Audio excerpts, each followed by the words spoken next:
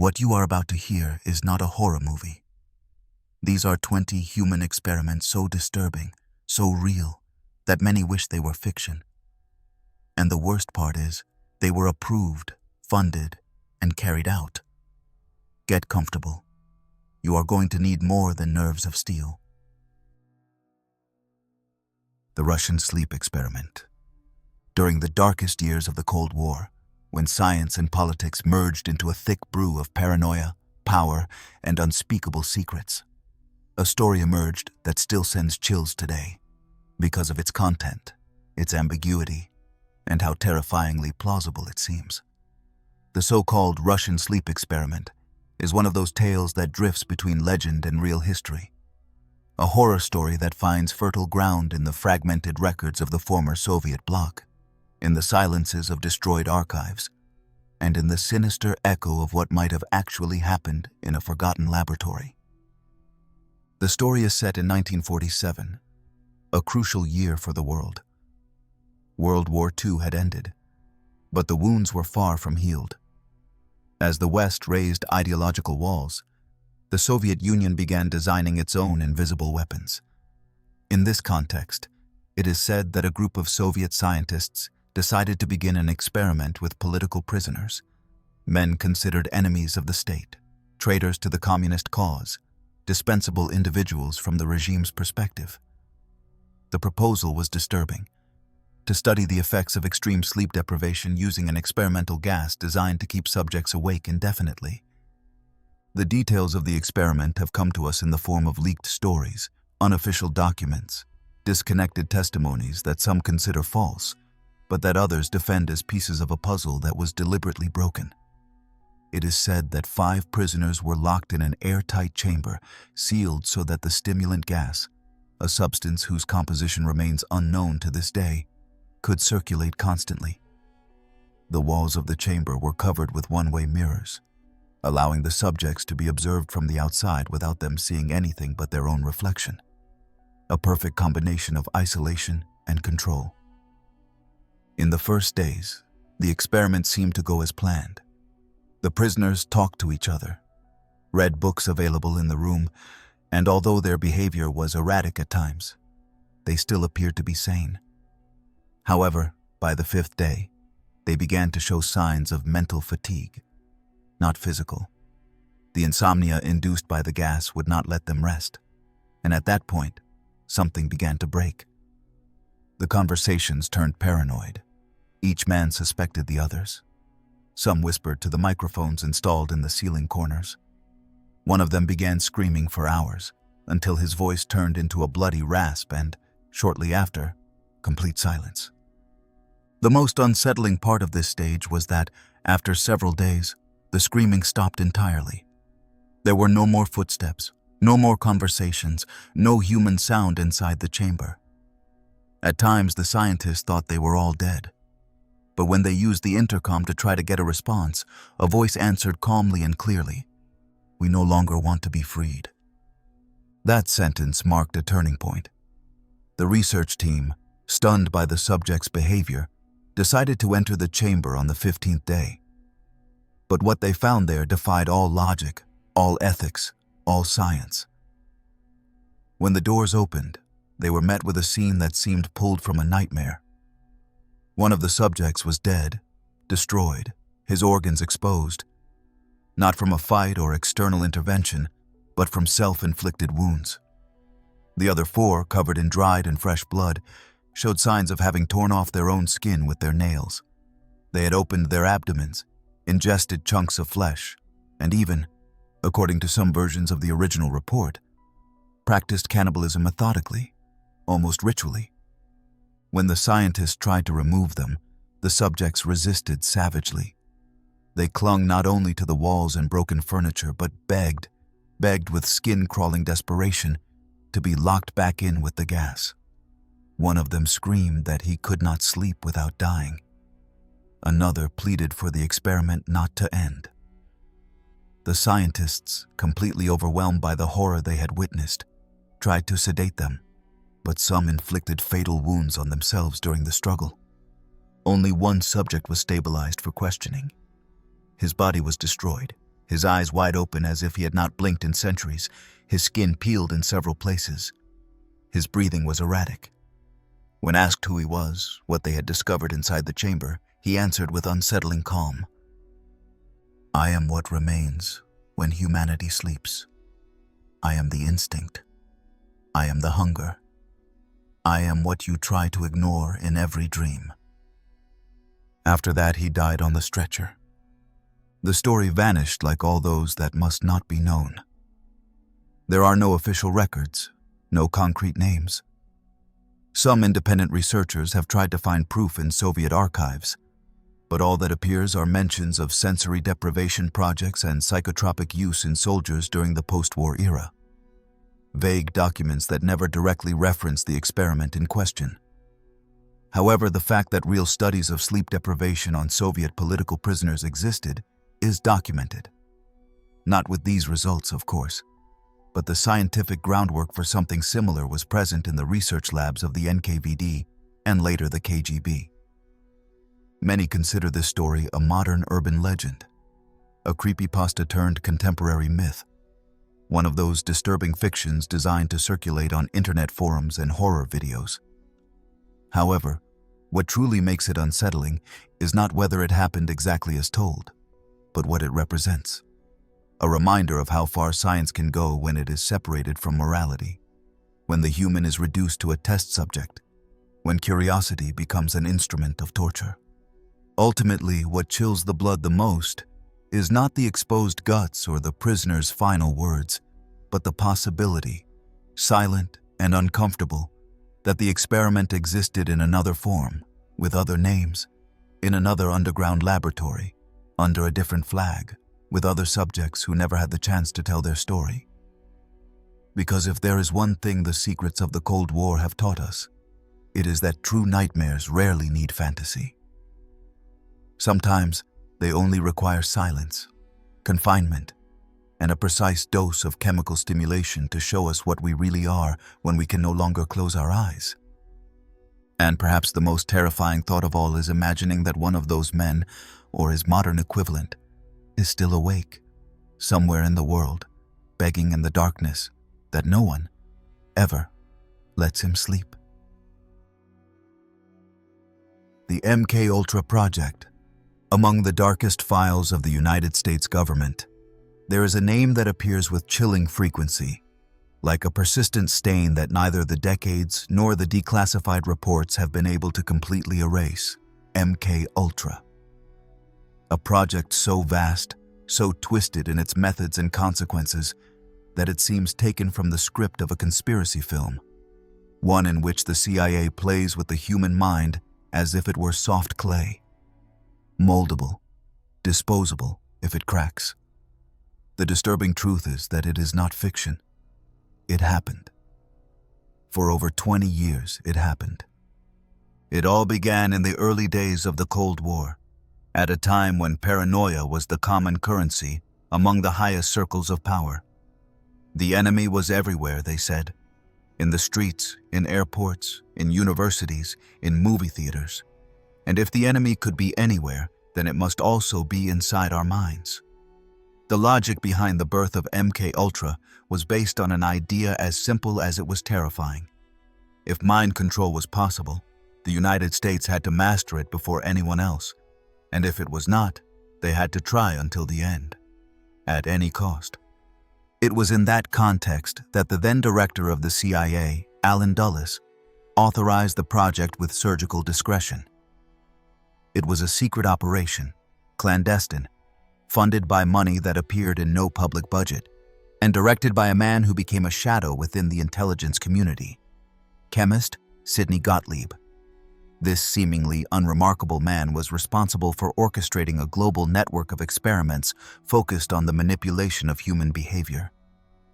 Naturally, no one outside the innermost circle was to know, not even many of the subjects who participated.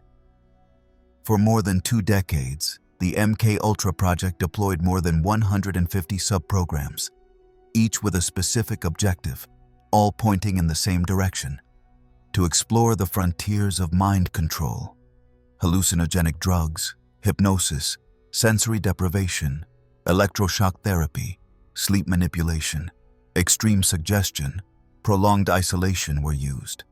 The combinations were endless, and the results unpredictable. But that did not seem to matter. What mattered was to push the limits, break the soul, and build, if possible, a kind of human puppet that could be activated at will, programmed to kill, lie, or even commit suicide if necessary. One of the central elements of the experiment was the use of LSD, a drug barely known at the time, but which Gottlieb saw as a revolutionary tool to reach the darkest corners of consciousness. For years, lysergic acid was administered to subjects without their knowledge: soldiers, government employees, psychiatric patients, prisoners, and even ordinary citizens. It was given to them in drinks, in cigarettes, in food, in hospitals, in secret brothels run by the CIA itself. Agents watched from hidden rooms, taking notes as minds unraveled before their eyes. One of the most well-known cases is that of Frank Olson, an Army scientist who was drugged without his consent during a meeting with project members. Days later, he fell from the 10th floor of a hotel in New York. The official version said he had committed suicide, but decades later, a new autopsy revealed that he had head injuries incompatible with a free fall. Everything indicates he was murdered to prevent him from talking. And Frank Olson was just one of the names that managed to come to light. Most of those involved disappeared without a trace or remain hidden under altered identities, protected by the fog of secret files. The level of impunity reached by MK Ultra was such that, when in 1973 its termination was officially ordered, Gottlieb destroyed almost all related documents.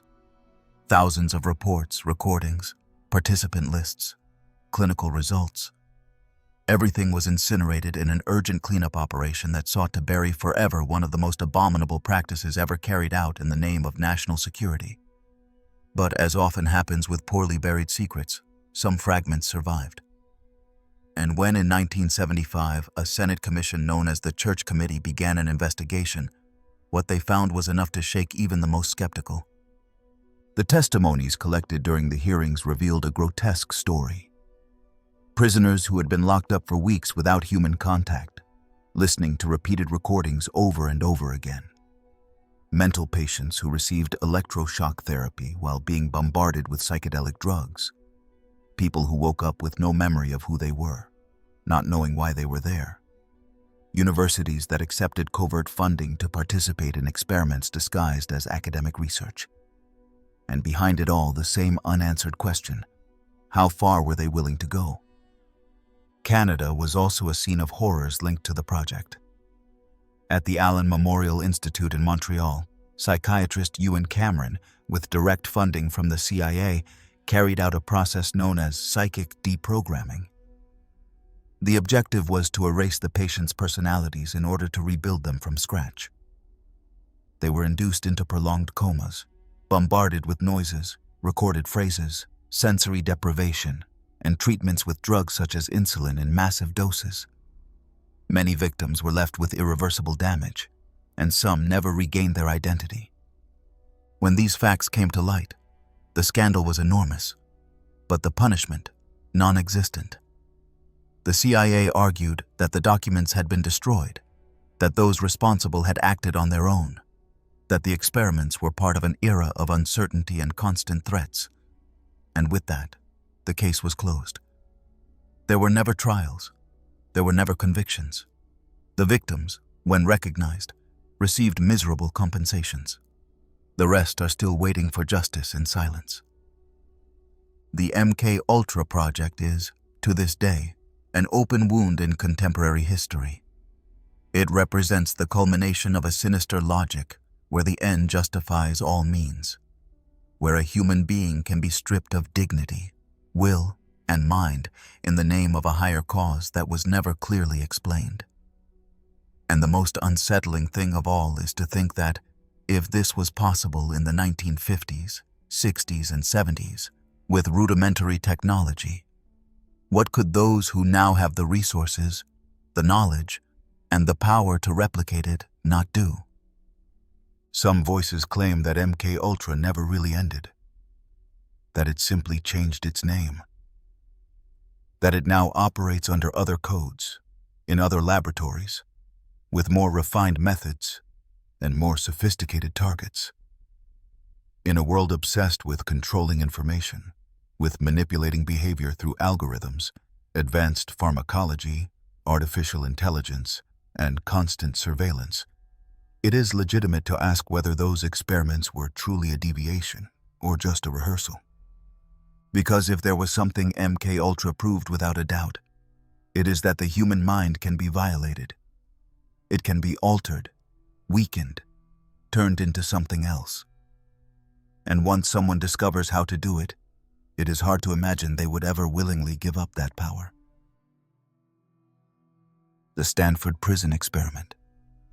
In the summer of 1971, in the halls of one of the most prestigious universities in the world, an experiment was being prepared that would forever mark the history of psychology and leave a deep imprint on the way we understand power, obedience, and the thin line that separates civilization from chaos.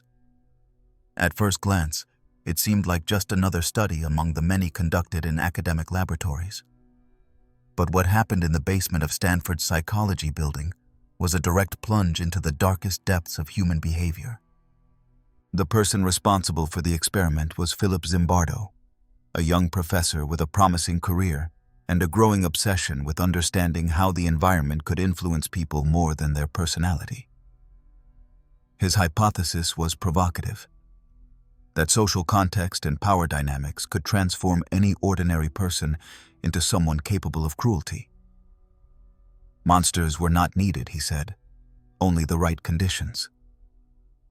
To test this idea, he designed a meticulously planned, controlled prison simulation in which volunteers, all university students with no history of violence or psychological disorders, would be randomly assigned as prisoners or guards for what was supposed to be 2 weeks of observation. The transformation began even before the formal start of the experiment. The students chosen to act as prisoners were arrested in their homes by real police officers, handcuffed in front of their neighbors, taken to the station, and subjected to booking procedures with fingerprinting, photographs, and identity records. The goal was clear: to strip them of their individuality from the very beginning. Once transferred to the university basement, they were given shapeless uniforms, assigned a number to replace their name, and given strict instructions on how to behave. The guards, for their part, received military-style uniforms, dark glasses to prevent eye contact, and whistles that allowed them to exercise authority without even speaking. The first few days passed with a certain restrained tension, as if everyone were waiting for someone to break the illusion. But it was not necessary. The power dynamic took hold on its own, like a poison slowly dissolving until it filled every corner. The guards, who at first had shown a playful attitude, began to adopt increasingly rigid, authoritarian, and soon violent behavior. Not because they were ordered to, but because they discovered it within themselves. Some even invented physical and psychological punishments for the prisoners, such as making them clean with dirty hands, repeat numbers to the point of exhaustion, or simulate acts of sexual humiliation. The prisoners, on the other hand, began to lose all resistance. One of them suffered an emotional breakdown within a few days. Another had to be removed after showing signs of psychosis. Some, even knowing it was an experiment, began to behave as if they were truly imprisoned, obeying absurd orders, begging for minimal privileges, or simply isolating themselves completely. The physical space where it all took place, with improvised cells, dim lighting, and fake doors, quickly became a setting where identities blurred and logic no longer made sense. The most disturbing part was that Zimbardo, who was supposed to act as an impartial researcher, assumed the role of prison warden and began to justify the guards' actions. He did not intervene when obvious abuses occurred. He did not stop the simulation when the prisoners cried, screamed, refused to eat, or entered states of acute despair. He himself was trapped in the game. Blinded by the desire to observe the results of his theory, he stopped seeing people and began to see variables, data, profiles. the experiment had become a real prison. The situation became unsustainable by the 6th day, when a graduate student, Christina Maslach, who would later become Zimbardo's partner, witnessed the condition of the prisoners and reacted in horror. She was the first outside voice to clearly express that what was happening was not a study, but a degradation of human beings. That intervention was the trigger that led Zimbardo to stop the experiment before something irreversible occurred. Only 6 days had passed. 8 were still left. But what they had discovered was already too much. After the experiment, Zimbardo and his team began to analyze the results, and what emerged was a brutal X-ray of social psychology. Power corrupts. Authority without limits produces monsters. Context can cause ordinary people to act in ways that, in any other setting, they would have considered unthinkable. The prison, though fake, had revealed an uncomfortable truth. Evil does not always need deep motivations, twisted ideologies, or childhood trauma. Sometimes all it takes is a cap, a baton, and the unspoken permission to command. The experiment was harshly criticized from the start. Some accused Zimbardo of ethical irresponsibility. Others pointed out that he actively intervened in the development of events, contaminating the results. Some participants, over the years, admitted that they had felt pressure to act in certain ways. But despite the controversies, the study became a landmark in the analysis of human behavior. It was discussed in classrooms, courtrooms, prisons, and military schools. It inspired films, documentaries, psychological theories, and even public policies on the use of power and surveillance. Many years later, Zimbardo himself reflected on what had happened with a tone of ambiguity. He admitted mistakes. He acknowledged that he had been swept up in the very dynamic he had created. But he also maintained that the experiment served to reveal something that needed to be seen. That the line between good and evil is not in people, but in situations. That any of us, under the right conditions, can become either executioner or victim.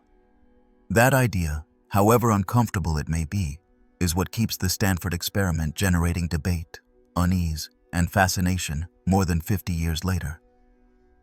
There is something deeply unsettling in knowing that cruelty can emerge from nothing, without plan, without justification, merely by taking on a role. That authority can erase empathy simply by granting permission. That, in the end, the true battlefield between morality and power is not found in institutions, but inside each of us. In how we respond when someone tells us, "You command."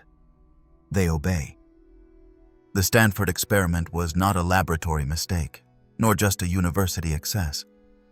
It was an open crack in the human soul, an uncomfortable mirror where, if one looks long enough, one risks seeing their own reflection.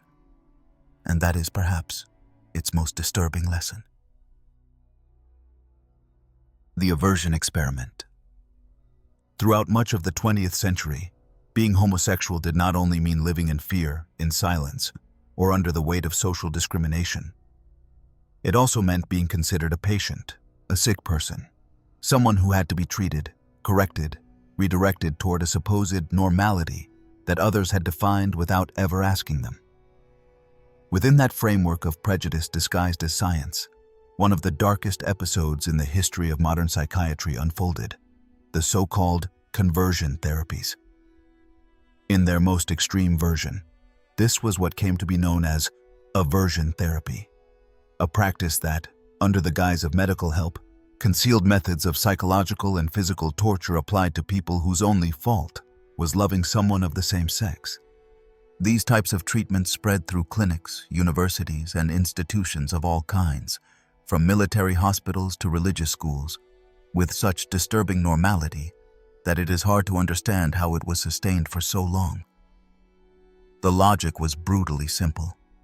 If a person experienced pleasure when thinking about someone of the same sex, the goal was to associate that stimulus with negative sensations until the attraction disappeared.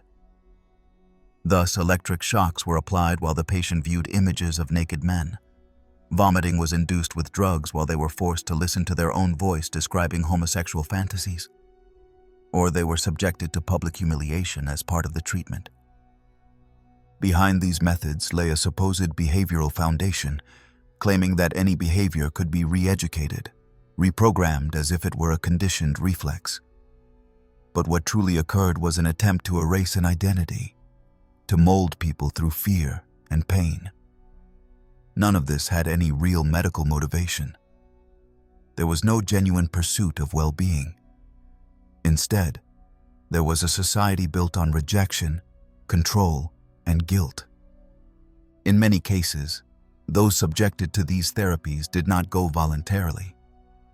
Young people sent by their families, students expelled from their schools, soldiers denounced by their peers, individuals who sought help for deep sadness, and ended up institutionalized under the diagnosis of pathological homosexuality. For many, that term was a sentence. Once recorded in their medical history, it sealed their fate. Losing their jobs, their social respect, their bond with their parents. And then came the confinement, the re-education, the supposed cure. One of the most sadly representative cases occurred in the United Kingdom, where during the 1960s and 1970s, aversive therapies were applied to homosexual men in public clinics, even under the national health system. The most common procedure involved connecting the patient to an electroshock machine while presenting them with images considered to trigger homosexual desire. When a photo of a naked man appeared, a shock was administered. At the same time, images of women were shown as a healthy alternative, and only then were the painful stimuli withdrawn. It was a completely forced, cruel programming of desire based on a false principle, that sexual orientation was a choice or an acquired behavior that could be changed. In South Africa, during the apartheid regime, the methods were even more extreme. There, the military implemented a sexual correction program among its troops, especially targeting homosexual soldiers. Some were subjected to hormone therapy, chemical castration, and in documented cases, even to non-consensual sex reassignment surgeries. Young people under 20 were turned into subjects of a machinery of repression disguised as medicine. The consequences were not limited to the physical. Many of these soldiers ended their lives marked by traumas that were impossible to name. In the United States, clinics and universities also took part in these procedures. Some of the most striking cases occurred within religious environments, where conversion therapies took on a spiritual veneer. Pastors and psychiatrists worked together, convinced that suffering was part of the path to redemption. But beneath that pious discourse lay a system of systematic violence. Patients were told that their orientation was a demon to be expelled, and for that, all kinds of emotional torture were used. Isolation, constant surveillance, forced group therapy, punishments for relapses, or simply psychological pressure to confess progress that never happened. Many came out of those places as shadows of themselves. Some completely lost their self-esteem. Others became convinced they were truly sick and spent years trying to change what was an essential part of their identity. Several ended up in chronic depression, and too many, far too many, took their own lives. Data collected by mental health organizations since the 1990s revealed a direct link between exposure to conversion therapies and suicide rates among LGBTQ+ youth. This was no minor detail. It was a warning that had been sounding for decades without being heard. Change began when medicine decided to self-reflect. In 1973, the American Psychiatric Association officially removed homosexuality from its list of mental disorders. Years later, other institutions followed the same path.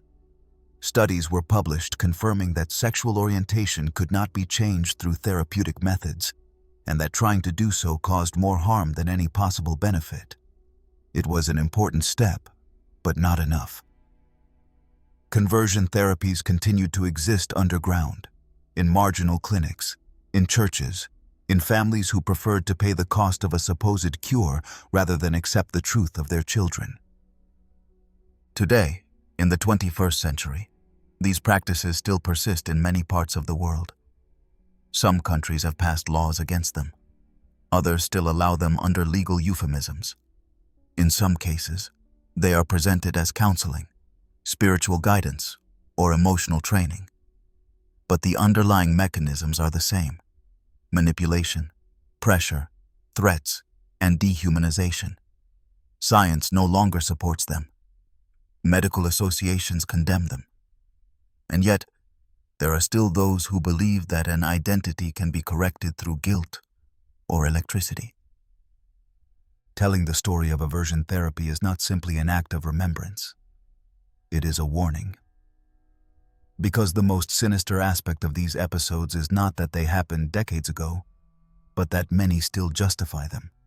That there are still doctors, religious leaders, or politicians who defend them under the excuse of tradition, morality, or faith. And as long as that defense persists, there will be young people growing up believing that they are broken, that they must change, that something in them is wrong. That is the real damage. Not the visible scars, but the wounds that pierce the soul. The ones that say, "You are worthless. You are useless. You must stop being yourself." And it is against that damage that we must raise our voices. Not to rewrite the past, but to prevent it from happening again. Because if science was once used in service of prejudice, it can also be the tool to restore the dignity of those who were treated as sick, when in truth they were the victims of a society sick with intolerance. Project Artichoke.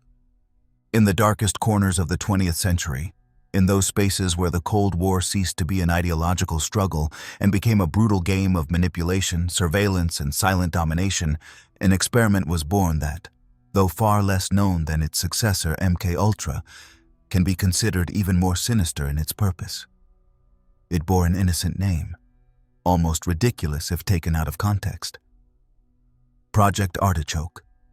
But behind that word was a machine designed to answer a single question, with implications so terrifying that the mere act of posing it seemed like a scene from a dystopian spy novel. Can a human being be programmed to kill without knowing they have done so? That was the objective. To create a killer who would not remember being one. A weapon of death that, after fulfilling its mission, would return to normality without leaving traces, without suspicion, without guilt. And the way they intended to achieve this involved hypnosis, drugs, extreme suggestion, induced trauma, memory manipulation, and mental experiments that bordered on psychological torture. The premise was as simple as it was diabolical. If a mind could be broken and then reconfigured, it would be possible to insert deeply hidden commands that would be triggered under certain conditions, like a keyword, a specific sound, a seemingly trivial gesture. The project officially began in 1951, within the laboratories of the CIA. It was a time of maximum global tension. The United States had just discovered with horror that the Soviet Union also had the atomic bomb, and reports from defectors and spies began to speak of supposed Soviet and Chinese mind control programs. There was fear that captured American soldiers might be turned into puppets by the enemy. And in the face of that possibility, the solution was to think like the enemy and act even worse. Project Artichoke was led by the CIA's Office of Scientific Intelligence, and from the beginning, alliances were established with doctors, psychiatrists, and hypnosis experts who were willing to cross every ethical boundary in the name of results. Unlike MK-Ultra, which would later take a more dispersed and experimental approach, Artichoke had a direct, practical military mission: to develop interrogation and behavioral control techniques that could be used on the battlefield, in espionage, in political assassinations. The goal was not to study, it was to create. One of the cornerstones of the project was the systematic use of deep hypnosis combined with drugs. Hundreds of sessions were carried out with individuals, some volunteers, many not, who were induced into trance states, administered substances such as scopolamine, sodium pentothal, mescaline, or LSD, and given instructions that, in theory, were to remain hidden in their memory until activated later. In some cases, these were simple phrases. In others, complex orders including specific movements, aggressive behaviors, or even pulling a trigger upon seeing a certain color or hearing a song. Everything was meticulously recorded, documented, archived, and buried under layers of secrecy. One of the most chilling documents declassified in recent years describes the case of a woman who, under hypnosis, was convinced that she was aiming a real weapon at another person. She believed she had a gun in her hand, believed she had to shoot, believed she was doing it for a logical, albeit absurd, reason. And upon returning to consciousness, she remembered nothing. The agents overseeing the experiment deemed it a preliminary success. They had managed to nullify willpower, implant a command, and erase the memory. That was exactly what they had been aiming for.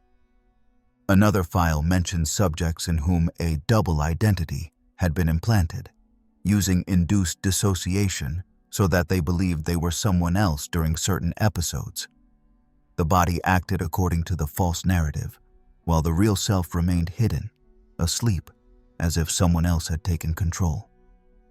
That technique was partially inspired by clinical cases of dissociative identity disorder, but instead of treating it as a pathology, they used it as a tool. The subject became a spy without knowing it, an executioner without conscience, a replaceable piece on a board where the boundaries of reality were blurred. The facilities where these practices were carried out were not concentrated in one place.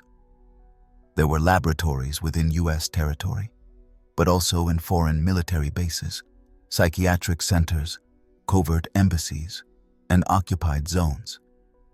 Records point to Artichoke activities in countries such as Germany, Japan, the Philippines, and South Korea. And most disturbing of all, many of the subjects used had no legal protection whatsoever. Prisoners of war, detained immigrants, mental patients, even CIA employees who did not know they were part of an experiment. One of the most controversial aspects of the program was its direct relationship with interrogations and forced information extractions. Some methods used under the name of Artichoke were, in essence, covert forms of psychological torture. The goal was not just for detainees to confess, but to be reprogrammed to act according to foreign interests. There were attempts, for instance, to implant false memories, change internal narratives, and completely alter their perception of what was true. Many who underwent these processes ended up with irreversible consequences, and some, according to certain files that remain partially censored, allegedly died during the sessions. The project was officially deactivated in 1956, just as the CIA decided to convert it into what would later become MK-Ultra, inheriting its personnel, findings, methods, and budget. But Artichoke was the original seed, the first phase, the root of an entire philosophy that viewed the human being as an operating system that could be intervened, modified, and used without their knowledge. A chilling vision of the mind as a battlefield. What makes Project Artichoke especially disturbing is not just what it achieved, but what it implied. That under certain conditions, with the right tools, it might be possible to create a person whose consciousness is divided, whose actions are not aligned with their will, and who can operate as a weapon, a spy, a killer, without even knowing they are doing it. And if that was technically possible in the 1950s, with rudimentary methods and experimental drugs, one cannot help but wonder what level of sophistication could have been reached in the decades that followed, with advances in neuroscience, artificial intelligence, and data manipulation. That is why, when people speak of Artichoke, they speak more of an idea than of a closed project. Because although many of its documents have been declassified and many others destroyed, the truth is that its legacy continues beating at the heart of every theory about mind control, covert manipulation, and elite psychological operations. It is no surprise that numerous modern conspiracy theories, from alleged depersonalization programs to the so-called programmed assassins, have their conceptual roots in that small vegetable-named project. And ultimately, the most chilling question this chapter leaves floating is, if a human being can be turned into a weapon without knowing it, how many of those experiments, how many of those individuals might be out there without remembering what they really are? Room 101 made real. There are places in the world where time dissolves, where natural light does not reach, where human voices fade beneath layers of fear, bureaucracy, and enforced silence. Places that appear on official maps, yet remain beyond the reach of the law, protected by discourses of national security and surrounded by a thick mist of secrets. One of those places, perhaps the most emblematic when it comes to the planned degradation of the human spirit, is the Guantanamo Bay Prison. A piece of land leased by the United States on Cuban territory, turned into a symbol of a borderless conflict, where torture no longer takes the form of whips, nor always leaves marks on the skin, but certainly on the mind. There, in the heart of that detention center, many say there once existed, or still exists, a kind of real-world Room 101, a space reserved for breaking souls, erasing identities, and rebuilding absolute obedience through the most intimate fear, the one that cannot be seen. The reference to Room 101 is no coincidence. In George Orwell's novel 1984, it was the place where each prisoner faced their worst nightmare, the thing that would completely disarm them. It was the system's last resort to ensure that the individual's will was crushed under the weight of their most personal terror. And when one reviews the leaked reports, the testimonies of former detainees, the partially redacted documents regarding what happened at Guantanamo, the parallel becomes unavoidable. Because what was implemented there, in many cases, was a refined and systematic form of psychological torture. A strategy that did not require electrodes or blades, but achieved the same effect: the total disintegration of the self. It all began after the September 11th attacks in 2001, when the US government declared a war on terror with no geographical or legal limits. Prisoners captured in Afghanistan, Iraq, and other countries were classified as enemy combatants, a deliberately ambiguous category that left them outside the protections granted by international treaties such as the Geneva Convention.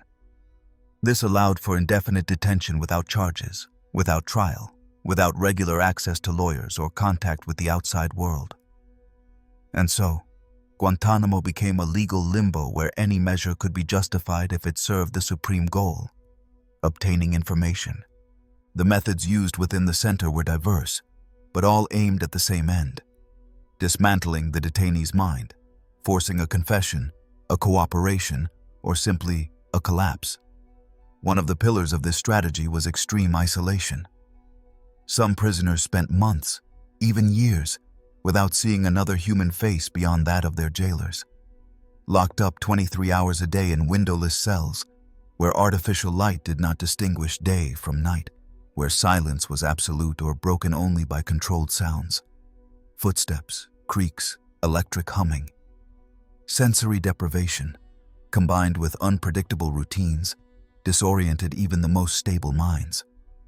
Not knowing how much time had passed, not being sure whether it was Monday or Friday, would eventually dissolve the basic sense of reality. To this were added techniques carefully designed to exploit the emotional vulnerabilities of the detainees. According to several reports, methods used included sleep deprivation for weeks, the constant use of unbearable noises, from human screams to extremely loud music repeated for hours, exposure to freezing or suffocating temperatures, and the use of stress positions that caused physical pain without leaving bruises. But what made it all even more perverse was the combination of these elements with deep psychological manipulation: religious insults, threats to family members, the use of disguises and simulations designed to induce terror or humiliation. There was a script, and that script was written with surgical precision by military psychologists. One of the most well-known cases is that of Mohamedou Ould Slahi, a Mauritanian citizen who was detained for 14 years without formal charges. In his diary, written while still imprisoned, He describes how he was subjected to a regime of total isolation, death threats, mock executions, and a systematic effort to destroy him emotionally. He was forced to remain naked for days, chained in impossible positions, deprived of sleep for weeks, and subjected to interrogations lasting up to 20 hours straight. All this with one goal: to make him confess to ties with Al-Qaeda that never existed. His account, published years later, offers one of the most detailed and human descriptions of what it meant to be a prisoner at Guantanamo. Another case, perhaps even more disturbing, is that of a young Afghan boy captured at the age of 15 and transferred to the base without trial or concrete evidence. He spent more than 8 years in detention, without a sentence, without consistent legal counsel, and upon release, barely remembered who he was. He had learned English inside the cells, had become completely uprooted from his original identity. When he returned to his country, he could not find his place in the world. The stolen time, the psychological damage, the impossibility of rebuilding a meaningful life are the invisible scars that many of these men still carry to this day. It is difficult to grasp the real impact Guantanamo had on recent history because much of what happened there remains shrouded in secrecy. Many documents have been classified for decades. Others were destroyed. And although there were investigative committees, Senate hearings, and journalistic reports, impunity has been nearly absolute. Most of the high-ranking officials responsible for designing these programs never faced a court. Some were even promoted, rewarded, or reassigned to new departments of security and intelligence. The official justification was always the same. It was necessary. It was about saving lives, preventing attacks, staying ahead of the enemy. But when viewed from a distance, what is revealed is something else. Guantanamo was a laboratory of psychological torture, a practical application of domination theories developed since the Cold War, a testing ground where human beings were reduced to their most basic components: body, mind, fear. And all this was done with calculated methods, in purpose-built spaces, by entire teams of professionals who knew exactly what they were doing. Perhaps the most disturbing thing of all is that the effects of this model of confinement and manipulation extended far beyond the physical limits of Guantanamo. Similar techniques were applied in Abu Ghraib, in secret CIA prisons across Eastern Europe, in undeclared detention centers in Asia and Africa. The concept of enhanced interrogation, the official euphemism for torture, became normalized under certain circumstances. And although the world protested, although voices rose in the media and international courts, the system continued to operate for years. Guantanamo and the Room 1001 it represents in our contemporary memory is more than a prison. It is a symbol, a warning of what can happen when power detaches itself from ethics, when security becomes an excuse to strip a person of all rights, when humanity is suspended behind a gate, a black hood, a faceless interrogator. And it is precisely that lesson which must be kept alive, because what was done there was not an administrative mistake, nor an isolated excess. It was a planned, executed, and concealed policy, a cold machinery in which psychological torture was not an optional tool, but the very heart of the system. And if Guantanamo remains open, it is because the world has not yet fully decided to close the door to horror. The Willowbrook Hospital. At the southern tip of Staten Island, New York, among forests and avenues that today seem innocent, there operated for decades a place many preferred not to look at too closely. The Willowbrook State Hospital, officially established as an institution for children with intellectual disabilities, was for years a forgotten refuge of the system. A kind of medical ghetto where the state hid, among cracked walls and damp hallways, those it did not know, or did not want, to integrate into society. But what makes Willowbrook such a disturbing story is not just the abandonment, nor the inhumane conditions in which thousands of minors lived, but what occurred within its walls under the guise of medical research. A series of hepatitis experiments that, disguised as science, bordered on the criminal. The dilemma was brutal. Accept the vaccine, or be deliberately infected. It all began in the mid-1950s, at a time when hepatitis was a growing concern for the U.S. healthcare system. In closed environments such as psychiatric hospitals, prisons, or long-term care facilities, outbreaks were constant, difficult to contain, and almost impossible to trace. Hepatitis A and B were still poorly understood, and their spread generated panic. That was when some researchers, led by Dr. Saul Krugman, a pediatrician and virologist with a rising reputation, saw in Willowbrook a unique opportunity to study the disease in a controlled setting, a phrase that, in itself, already reveals the mindset they were operating with. Krugman and his team began to develop a protocol with a specific goal: to analyze how hepatitis was transmitted and, eventually, to design an effective vaccine. Up to that point, the plan might seem reasonable from a scientific standpoint. The problem arose when the method was revealed. To understand the virus's behavior, they decided to deliberately infect children institutionalized at Willowbrook. Some of them, according to the hospital's records, were exposed to food mixed with contaminated fecal matter. Others received injections prepared with extracts of infected blood or secretions. In many cases, no other option was offered. The health authorities of the time justified these practices with a brutally pragmatic argument. The hospital already had naturally high infection rates, so it did not matter if some patients were intentionally infected, since they were likely to get infected anyway. That logic, as functional as it was insensitive, was the foundation for one of the most controversial investigations in the medical history of the United States. And the worst part is that for years it was not only tolerated but celebrated in certain scientific circles. Krugman published his findings in prestigious medical journals and presented his results at conferences, where he was applauded for showing that hepatitis could be studied systematically. But while academic audiences spoke of scientific breakthroughs, the reality inside the hospital was different. Willowbrook slowly became a prison for children. The hygienic conditions were deplorable.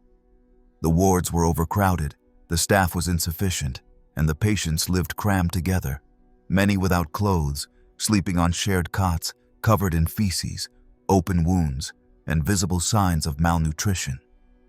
Testimonies from social workers have been recovered, describing scenes akin to a horror film. Minors tied to beds, others walking in circles aimlessly, some completely disconnected from their surroundings, without basic medical care or cognitive stimulation. The families who agreed to institutionalize their children there did so, in many cases, out of desperation. There were no real alternatives. The system offered no community support, no quality special education, no assisted homes. Willowbrook was the only way out, and that is why the researchers were able to take advantage of the power they held. Families who signed consent for their children to participate in the studies were granted priority access to the hospital. That consent, however, was flawed. Many families had little education, did not understand the real risks, or were unaware that the children would be infected with no guarantee of effective treatment. Starting in 1965, everything began to change thanks to the persistence of a key figure, journalist and investigator Geraldo Rivera, who managed to enter the hospital facilities with a hidden camera. What he recorded was so grotesque, so shocking that it quickly shook public consciousness. Children covered in sores, screaming without being heard, playing on the floor with their own waste, begging for attention. Rivera exposed not only the medical experiments but the overall state of the hospital, its lack of hygiene, its inhumane treatment, its policy of confinement. Those images marked a turning point. The outrage grew, and with it came a flood of lawsuits, judicial investigations, and protests from civil rights organizations. The government of New York, pressured by public opinion, was forced to intervene. By the mid-1970s, reforms began, but the damage was already done. Dozens of children were left with irreversible physical and mental consequences. Some died without their names ever appearing in official reports. Others simply disappeared from the records, as if their stay at Willowbrook had been an administrative error, a bad dream no one wanted to remember. The hospital was finally closed in 1987, but not completely. Its structure was repurposed by other institutions, and for years it continued to operate under different names, with different purposes, although the stigma of its past still floated in the air. On the grounds where hepatitis was once tested without consent, schools and public offices were built, as if history could be erased with a few coats of fresh paint. The most unsettling thing about Willowbrook, perhaps, is not its evident brutality, but the way it was justified for so long. The hepatitis experiment was considered, for more than a decade, an important contribution to medicine. Several studies cite Krugman as a pioneer in the fight against infectious diseases. And although years later the ethical boundaries of his methodology were debated, the academic recognition never entirely disappeared. This forces us to reflect on how prestige, scientific authority, and medical urgency can create a climate where ethics becomes relative, where victims are blurred, and where other suffering is accepted as part of progress. Today, the story of Willowbrook is studied as an emblematic case of bioethics. In medical, psychology, and law schools, it is analyzed as an example of everything that should not be done.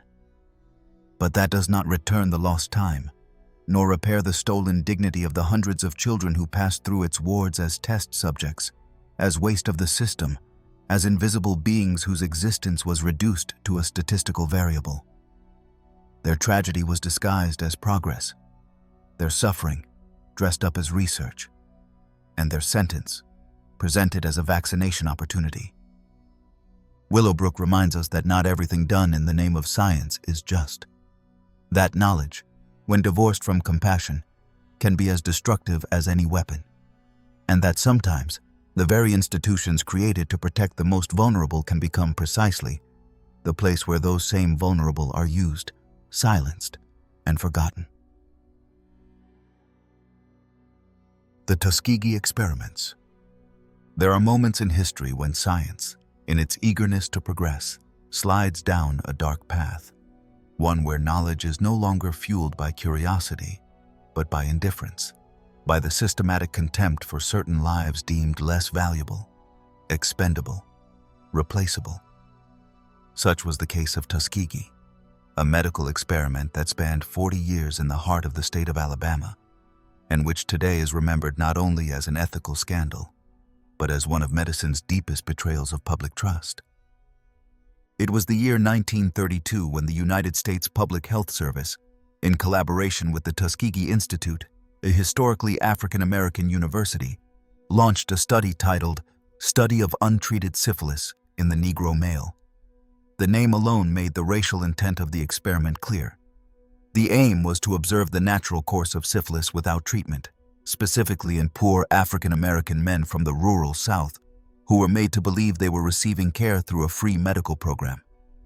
In total, 600 individuals were recruited, 400 already infected, and 200 who would serve as a control group. None of them were ever truly informed about what was happening. These men were promised health care, free meals, and funeral expense insurance. They were told they were being treated for bad blood, a vague term that encompassed everything from anemia to chronic fatigue, and had little to do with their real diagnosis. What they were never told was that they had syphilis, and that they would not be treated, not even years later when penicillin was discovered to be an effective and accessible cure.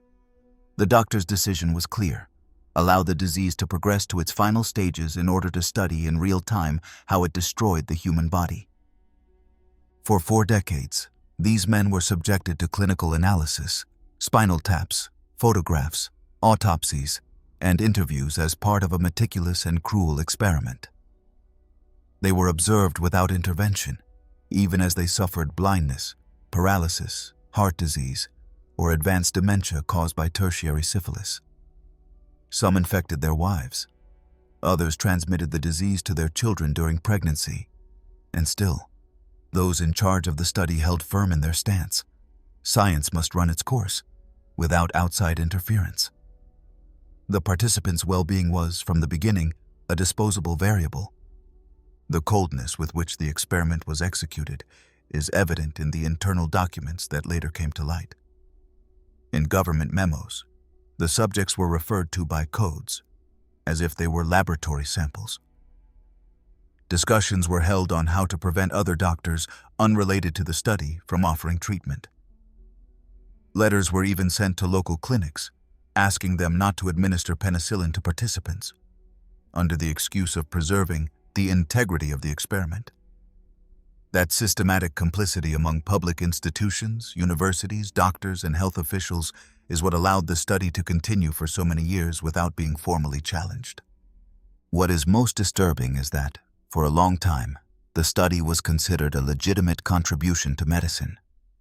Articles were published in scientific journals, results were presented at conferences, and the case was taught in public health schools as a model of longitudinal research. No one seemed willing to ask about the human cost of such knowledge. It was not just a matter of institutionalized racism, though it certainly was, but also a concept of medicine where the patient is reduced to an object of observation, a piece in a clinical model to be examined, exploited, and discarded when no longer useful. It was not until 1972, 40 years after the experiment began, that everything started to unravel. A whistleblower leaked the information to the press, and journalist Gene Heller of the Associated Press published an article that ignited a flame impossible to extinguish. The news caused immediate outrage. The federal government had allowed, endorsed, and covered up the deaths of dozens of sick men for the sake of science. The public reaction was fierce. There were protests, lawsuits, moral condemnations, and widespread discredit of health institutions. The United States government responded late and half-heartedly. The study was shut down, treatment was offered to the survivors and their families, and a compensation fund was established. But the direct perpetrators were never tried. No one went to prison. No one lost their medical license. Some even continued their academic careers without major consequences. Years later, in 1997, President Bill Clinton offered a public apology to the survivors and their descendants in an official ceremony. But for many, the wound was too deep, and the gesture came decades too late. The consequences of the Tuskegee study go far beyond the deaths it caused. It sowed structural distrust within African American communities toward the health system that persists to this day. Numerous later studies have shown that many individuals from those communities developed, understandably, an almost automatic suspicion toward any medical campaign, vaccine, or experimental treatment. That distrust, fueled by the memory of Tuskegee, has had real impacts on public health policies, vaccination levels, and participation in clinical research programs. The story of Tuskegee eventually became a landmark case of what happens when science loses sight of its most fundamental purpose: to protect life. It is a lesson on how authority, knowledge, and institutional power can collide with ethics, and on how power, when unchecked, can open the door to the most systematic abuse. It was not an isolated mistake. It was not an accident. It was a planned policy, executed with precision, sustained by the silence of many and the interest of a few. And perhaps the most chilling part of all is knowing that the same mechanisms that allowed Tuskegee to happen, blind obedience, veiled racism, the unquestionable hierarchy of doctors over patients, bureaucratic complicity, still exist in varying degrees. They do not always take the form of a clinical experiment, but they do take the form of structural inequality, discriminatory treatment, and unequal access to the most basic resources. That is why remembering what happened in Tuskegee is not merely a matter of historical memory. It is a form of vigilance, a warning, a pursuit of justice. Because if this chapter in history made one thing clear, it is that we do not always need to look at secret laboratories or hidden facilities to find atrocities. Sometimes the truly monstrous takes place in plain sight, in a white coat, under the name of progress, in neatly filed spreadsheets, while the victims smile with gratitude, unaware that they are signing their own sentence in the name of a science that chose to move forward with its eyes shut. The Stargate Project. At the height of the Cold War, while tensions between the United States and the Soviet Union reached suffocating levels, and satellites began to watch from orbit like omnipresent eyes of the new military order, there was a project that completely escaped traditional war logic. An experiment that seemed more like something out of a science fiction novel than part of the rigorous protocols of American military intelligence. This was the Stargate Project, an attempt to transform the human mind into an instrument of long-distance espionage, with no physical contact, no mechanical technology, only the power of thought. In other words, the United States government allocated millions of dollars to train psychic spies. What seems at first glance like a fanciful eccentricity, a curiosity among so many conspiracies, actually has a documented history, living witnesses, and hundreds of declassified pages that, far from denying it, confirm it with unsettling clarity. The idea that certain individuals could perceive distant information in space or time using a skill called remote viewing was taken with absolute seriousness by sectors of the Pentagon, the CIA, and other national security agencies. And what emerged from that interest was a secret network of psychic experimentation that operated for over 2 decades. It all began in the 1970s, when intelligence reports suggested that the Soviet Union was investing considerable resources in parapsychological research.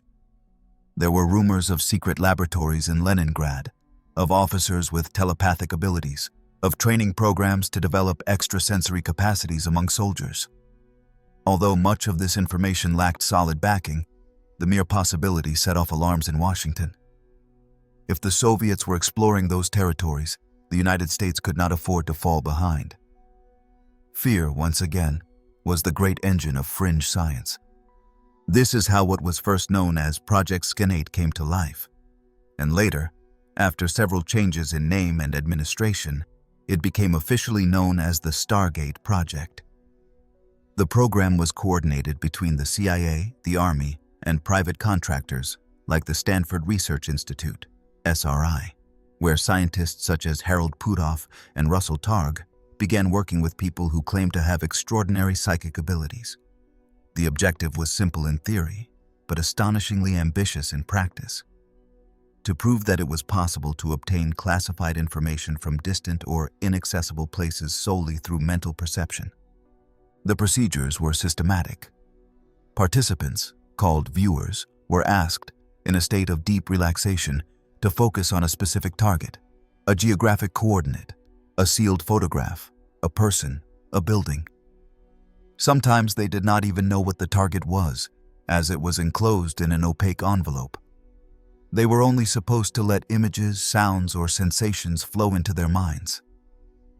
Then a facilitator would guide the session, taking note of every detail: shapes, colors, random words, emotions, movements. Afterwards, the information was compared to the actual target to determine its accuracy. One of the most frequently cited cases by the program's defenders occurred in 1979, when a remote viewer identified as Joseph McMoneagle was able, according to the records, to describe with surprising precision the construction of a secret Soviet submarine at the Severodvinsk shipyards. He drew the shape of the hull, the internal compartments, and even the location of the project. Years later, satellite images confirmed the existence of the submarine, which led some sectors of military intelligence to take the project more seriously. Another well-known episode involved the search for a missing American plane in Africa. A psychic from the program was able to indicate the approximate location, and although the discovery was not accurate to the meter, it did help reduce the search area by thousands of kilometers. It has even been mentioned that remote viewing was used to try to locate hostages during the Iran crisis in 1979, although the results were ambiguous and remained classified for years. Among the most charismatic figures of the program was Ingo Swann, a self-taught artist who became one of Stargate's most famous viewers. His abilities attracted so much attention that he was even invited to collaborate with NASA on remote perception experiments of celestial bodies including the Moon and Jupiter. Swan claimed to have perceived details about Jupiter's atmosphere before they were confirmed by space probes.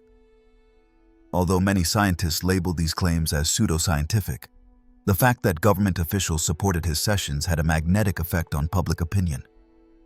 Over the years, the project expanded, changed hands, was restructured, and although it went through periods of strong skepticism, it also experienced times of generous funding and institutional backing.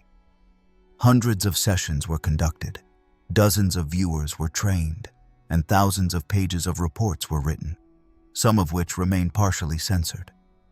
What is most striking is that, on many occasions, the information provided by these psychic spies was so detailed that it baffled even analysts. On others, of course, it turned out to be completely useless or incoherent. The success rate was always a subject of debate, and that was one of the reasons that led to its official closure. In 1995, after 23 years in operation, the Stargate Project was partially declassified. A congressional evaluation concluded that although some results were remarkable, the methods were unreliable and not replicable, and so it was decided to end the program. However, several people involved claim that Stargate never truly disappeared, but was instead absorbed by other agencies or transformed into more discrete formats. There are those who believe that remote viewing is still used, in a limited way, in intelligence operations or searches for missing objects and people. Beyond the concrete results, the symbolic value of Stargate is immense. It represents a moment in history when fear of the enemy led the most powerful government on the planet to invest in something as intangible as the power of the human mind.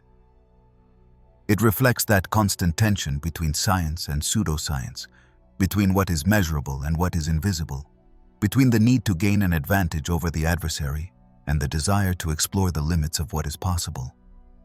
Because Stargate was, after all, a gamble, a risky move on a global board where any advantage, even the most improbable, could make a difference. And that is where its enduring mystery lies, in knowing that there were real people with names, stories, and official documents who sat in silent rooms trying to see the invisible, sketching with pencil what they had not seen with their eyes, finding answers in mental images that emerged from nothing. Men and women trained to spy with their minds, while their superiors watched, took notes, and wondered whether, perhaps, there was something more than they were willing to admit. Because if the Stargate Project achieved anything, it was to remind us that even in the coldest halls of military power, the human mind remains an unexplored territory, capable of inspiring both ridicule and fascination. And that perhaps, just perhaps, the boundaries between what is real and what is possible are much thinner than we believed. The Children of Silence. There are stories that do not appear in textbooks, nor are taught in schools, nor commemorated on bronze plaques. Stories that were carefully buried under layers of bureaucracy, classified reports, and technical language, as if cold words could soften the horror. One of these stories, perhaps one of the most chilling from the atomic era, unfolded among laboratories, hospitals, and orphanages in the United States during the 1940s and 1950s, within the context of a scientific race obsessed with nuclear energy and its effects on the human body. The victims became known as the Children of Silence, and not because they chose to be silent, but because no one gave them a voice. After the atomic bombs exploded in Hiroshima and Nagasaki, the United States government entered a phase of almost religious obsession with radioactivity. The bomb was not only a weapon, it was also a symbol of absolute power and, at the same time, a medical mystery. No one knew for sure how radioactive particles affected the human body in low or medium doses, nor what the tolerable exposure threshold was before degenerative effects began to appear. That lack of information was perceived as a strategic threat, and therefore had to be urgently resolved. It was then that a network of experiments was formed, operating with the complicity of hospitals, universities, military bases, and public health centers. The purpose was to understand how radioactivity lodged in tissues, how long it remained in the body, which organs were most vulnerable, and what the long-term effects of sustained exposure were. For this, human guinea pigs were used. Among these test subjects, one group was especially vulnerable: institutionalized children, particularly those living in state orphanages and institutions for people with cognitive disabilities. There, far from social scrutiny, far from family protection, was the perfect setting to experiment without resistance. One of the most documented and chilling cases occurred in the state of Massachusetts, at the Fernald State School, a center for children with intellectual disabilities where, for more than a decade, experiments with radioactive substances were conducted disguised as nutritional studies. Researchers linked to the Massachusetts Institute of Technology and backed by the Department of Energy invited dozens of resident children to participate in a science club. They offered special breakfasts, laboratory classes, recreational activities. The children, many of whom barely understood what was happening, gladly accepted. What they did not know was that the cereals they ate every morning were contaminated with radioactive iron and calcium isotopes. The purpose of the experiment was to track how these elements were distributed in the body, how long they took to metabolize, and what effects they had on bone development. The results were useful to understand the exposure of nuclear plant workers and to plan industrial safety policies during the Cold War. But the cost was terrible. The children began to show fatigue, headaches, chronic nausea, and over time, some developed bone problems and growth abnormalities. None of them, nor their legal guardians, signed informed consent. No one explained that they were being used as instruments in a secret study. Their participation was the result of their isolation, their social invisibility, and a life marked by abandonment and marginalization. What makes this story especially terrifying is the bureaucratic and clinical tone in which it was conducted. In internal reports, the children were numbers, statistics. They were referred to as experimental material, as passive subjects, as if they were laboratory animals. Even when the possibility of severe side effects was discussed, the priority was data collection, not the health of the participants. There was no personal malicious intent. The doctors were not sadists. But there was a dehumanizing logic in which knowledge justified any method, even if that method involved harming a child in the name of an academic result. And the Fernald School was not the only setting. In Tennessee, at a clinical research hospital, injections of plutonium were administered to pregnant women without informing them of the true content. In other states, doses of radioactive iodine were applied to newborns to measure its impact on the thyroid. Each of these experiments was approved by internal research committees, at a time when ethical consent was still an emerging concept, and institutionalized people, the poor, the mentally ill, and orphans were not considered full citizens, but subjects available for science. The vast majority of these studies remained secret for decades. It was only in the 1990s, when President Bill Clinton ordered the declassification of documents related to human experiments, that the magnitude of the damage began to emerge. A presidential committee, led by scientists, bioethicists, and human rights representatives, reviewed more than 18,000 secret documents, and what they found surpassed the worst assumptions. For more than 30 years, the United States government had financed and carried out radioactive experiments on thousands of people without their consent, including children, pregnant women, the elderly, and terminal patients. Public hearings were held. Official apologies were made. Economic compensations, though very limited, were offered to some of the victims or their descendants. But the damage was already done. Many of those affected died before the scandal became public. Others lived their entire lives without knowing why their bodies deteriorated, why their children were born with deformities, why their bones weakened without apparent explanation. And the hardest part is that, to this day, many of those names remain unknown, buried in gray files, made invisible by the same system that turned them into numbers. The so-called children of silence were victims of blind science, of a state that prioritized strategic research above human dignity, and of a society that, for a long time, accepted that some people were worth less, deserved less, and could be used without guilt. There were no cameras in their rooms. There were no headlines in newspapers. What existed was a perfectly oiled system that turned abandonment into scientific opportunity. Remembering this story is not only an exercise in historical justice, it is a mirror. A reminder that the greatest horrors do not always take the form of obvious atrocities. Sometimes they arrive as technical reports, white coats, clinical charts. Sometimes the deepest damage is not the one that leaves visible scars, but the one hidden behind the systematic silence of those who never had the right to speak. And those silences, if not narrated, if not named, if not illuminated, risk repeating themselves.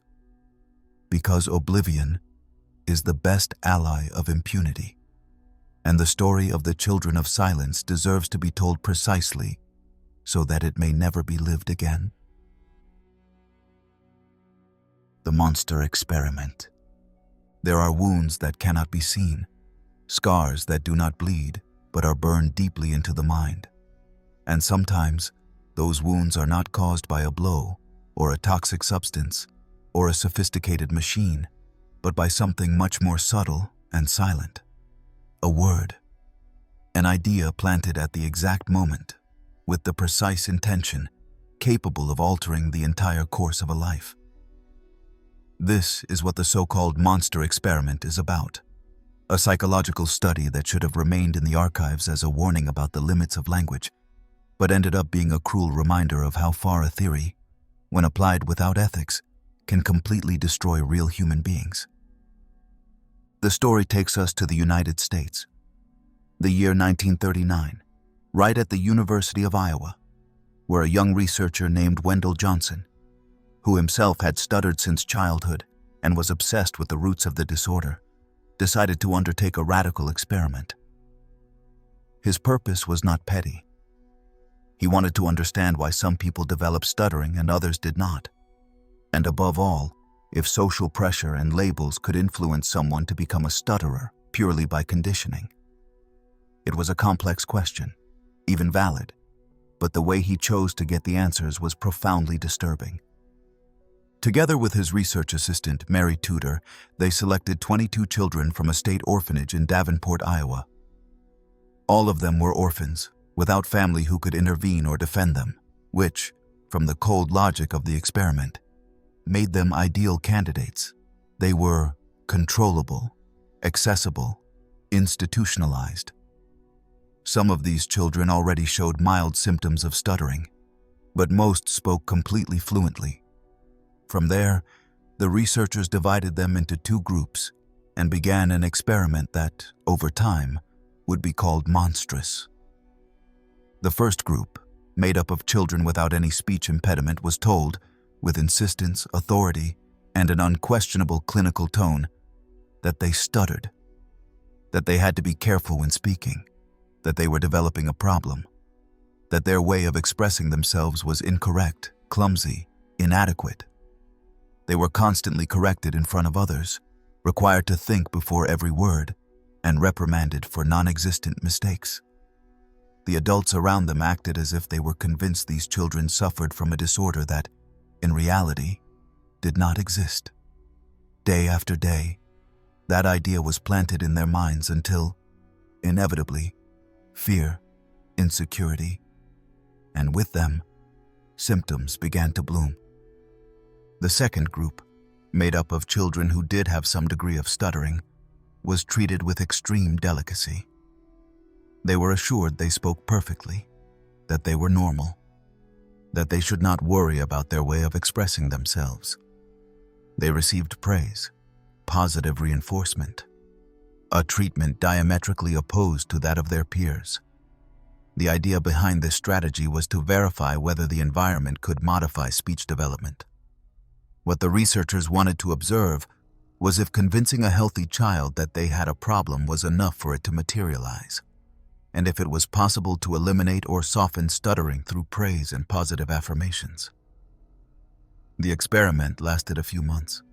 but the consequences extended throughout a lifetime. The results, as expected, were devastating. Several of the children who originally spoke fluently began to develop real stuttering symptoms. Others, although they did not stutter, started speaking less, avoiding conversations, showing social anxiety, withdrawal, fear of communicating. Some became practically mute, convinced that speaking was dangerous, that their voice was defective, that there was something deeply wrong with them. What had been created, essentially, was a deliberate psychological wound caused by the power of words and authority. The most disturbing part is that once the experiment ended, the researchers filed the results without notifying the orphanage authorities or the children involved. They were never told they had been part of a study, never offered therapeutic support, never asked for forgiveness. They were simply left with the aftermath, abandoned to their fate in a system that was already hostile even before the experiment. And the file remained buried for years, forgotten by academia, ignored by the press, as if what had happened there did not deserve to be known. It was only decades later, when the story began to emerge thanks to investigative journalists and documents rescued from the University of Iowa archives, that the case started gaining notoriety. The scandal was immediate, not only because of the cruelty of the intervention, but because of what it revealed about the power a health professional can have over a developing mind.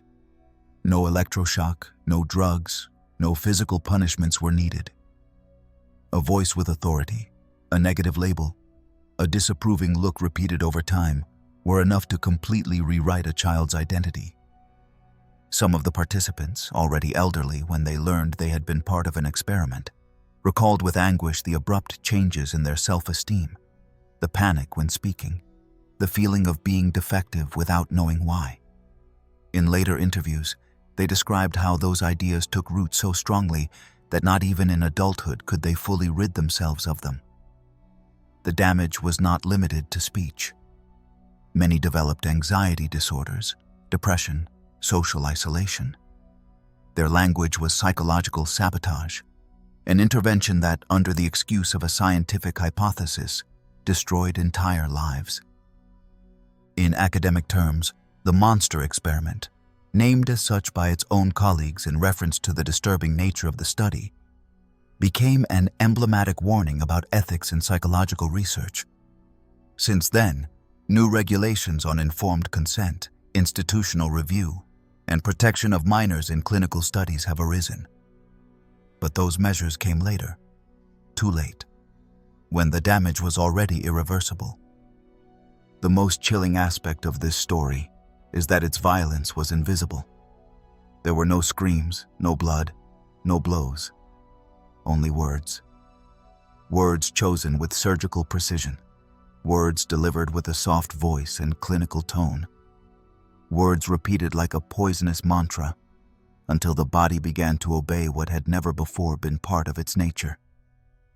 And that is the true heart of the experiment. To demonstrate that a mind can be shaped, even fatally wounded, through language. That what is said, how it is said, and who says it, has a power that is often underestimated. Today, the monster experiment continues to generate deep debates in psychology classrooms, bioethics committees, and discussions about childhood trauma. Because beyond the historical context, it raises an uncomfortable question. How much harm can a belief imposed from authority cause? What happens when science allows itself to experiment with words without measuring the human cost? And how many times, even today, are similar dynamics repeated under other names, in other institutions, with other excuses? The legacy of that experiment is not only in academic reports or footnotes of clinical manuals. It is in the lives that were cut short, in the voices that went silent, in the silences that no one knew or wanted to listen to. Because sometimes the deepest wound does not need a scalpel, nor needles, nor physical violence. Sometimes just one sentence, said at the exact moment, is enough to break a person into 1,000 pieces. Operation Paperclip. When World War II came to an end, the world faced not only the collapse of a monstrous regime, but also a profound moral crossroads. The ruins of the Third Reich concealed scientific and technological secrets that the victorious powers desperately sought. In this transitional context, where the horror was still visible in the concentration camps and the Nuremberg trials were beginning to set precedents in international law, the United States made a decision that for decades was carefully disguised under the veil of national security: to recruit the brightest Nazi scientists before the Soviet Union could. Thus was born Operation Paperclip, a project that placed passports in blood-stained hands and brought war criminals to work for the power that had sworn to fight Nazism. The name Paperclip refers to the simple act of clipping together the secret files of these scientists, which were altered, whitewashed, or rewritten by government agents to hide their ties to Hitler's regime. The logic was ruthlessly pragmatic. If these men had contributed to creating missiles, rockets, weapon systems, or cutting-edge medical research, they were too valuable to leave in the hands of the enemy. And if that meant overlooking their crimes, erasing their affiliations with the National Socialist Party, or sanitizing their records, then so be it, in the name of science and the balance of power in an emerging bipolar world. Among the most notorious beneficiaries of this operation was Wernher von Braun, considered the father of the American space program. Von Braun was the architect of the feared V-2 bombs that devastated British cities during the final years of the war and had worked closely with the Nazi regime from his youth. His development center, located in Peenemünde, relied on the slave labor of prisoners from the Mittelbau-Dora concentration camp, many of whom died from exhaustion, mistreatment, or direct execution. However, after being captured by the Allies, von Braun was not tried as a war criminal. He was escorted, along with more than 100 scientists from his team, to the United States, where he was welcomed as a strategic asset and later became a national celebrity for his role in the space race that culminated with the Apollo 11 moon landing. But von Braun was neither an isolated nor exceptional case. Under Operation Paperclip, more than 1,000 scientists, engineers, doctors, and technicians were secretly transferred from Europe to U.S. territory. Many were integrated into military research centers such as Redstone Arsenal, Fort Bliss, or the Pentagon itself. Others were assigned to universities and private laboratories under confidential contracts. And while some had technical or administrative roles, others were directly involved in atrocities, from medical experiments in concentration camps to mass sterilization programs or chemical weapons development. One of the most controversial cases was that of Dr. Hubertus Strughold, who was called the father of space medicine in the American press. He became a key figure for the Air Force, developing astronaut suits, atmospheric pressure studies, and survival protocols in extreme conditions. However, documents revealed years later showed that he had overseen experiments in which prisoners were forced to endure freezing, low pressure, and other conditions simulating extreme altitudes, often with fatal results. Despite this, his name was honored for decades with scientific awards and commemorative plaques until, under public pressure, those recognitions began to be withdrawn, very late and without legal consequences. The mass recruitment of these scientists was handled with extreme care by U.S. agencies. Most entered the country with altered identities or under special visas managed by the then newly created Intelligence Coordination Committee. Some were even placed in suburbs with new families, secure jobs, and a carefully constructed narrative to avoid any connection to their past. For years, they were considered fundamental pieces in the technological advancement that allowed the United States to lead fields such as astronautics, intercontinental ballistics, or aerospace engineering. Their presence was whitewashed, silenced, or simply ignored. The most disturbing aspect of this operation is not only that war criminals were allowed to walk free through American laboratories, but the underlying message. Scientific talent can redeem any sin, as long as it serves the interests of power. Justice became a luxury applied only to the common defeated, while the useful were absorbed by the system with chilling normality. and when critical voices arose from within the government. They were silenced with arguments of national security, geopolitical urgency, or strategic necessity in the face of the communist threat. The documents confirming these transfers, as well as the true biographies of many of these scientists, began to be slowly declassified starting in the 1970s, although much relevant information remained restricted. Journalistic investigations and archives opened by independent historians managed to reconstruct part of the network and exposed what for years had been treated as an unlikely rumor. Instead of justice, there were contracts. Instead of memory, silence. And instead of remorse, technological progress. The ethical debate around Operation Paperclip remains alive today.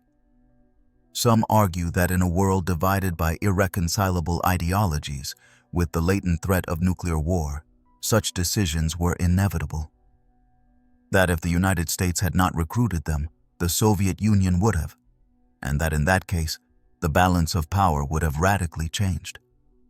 But this logic, as realistic as it may seem, cannot ignore the moral cost of opening the country's doors to those who were active parts of a genocidal system, giving them resources, prestige, and citizenship while millions of victims lie in mass graves.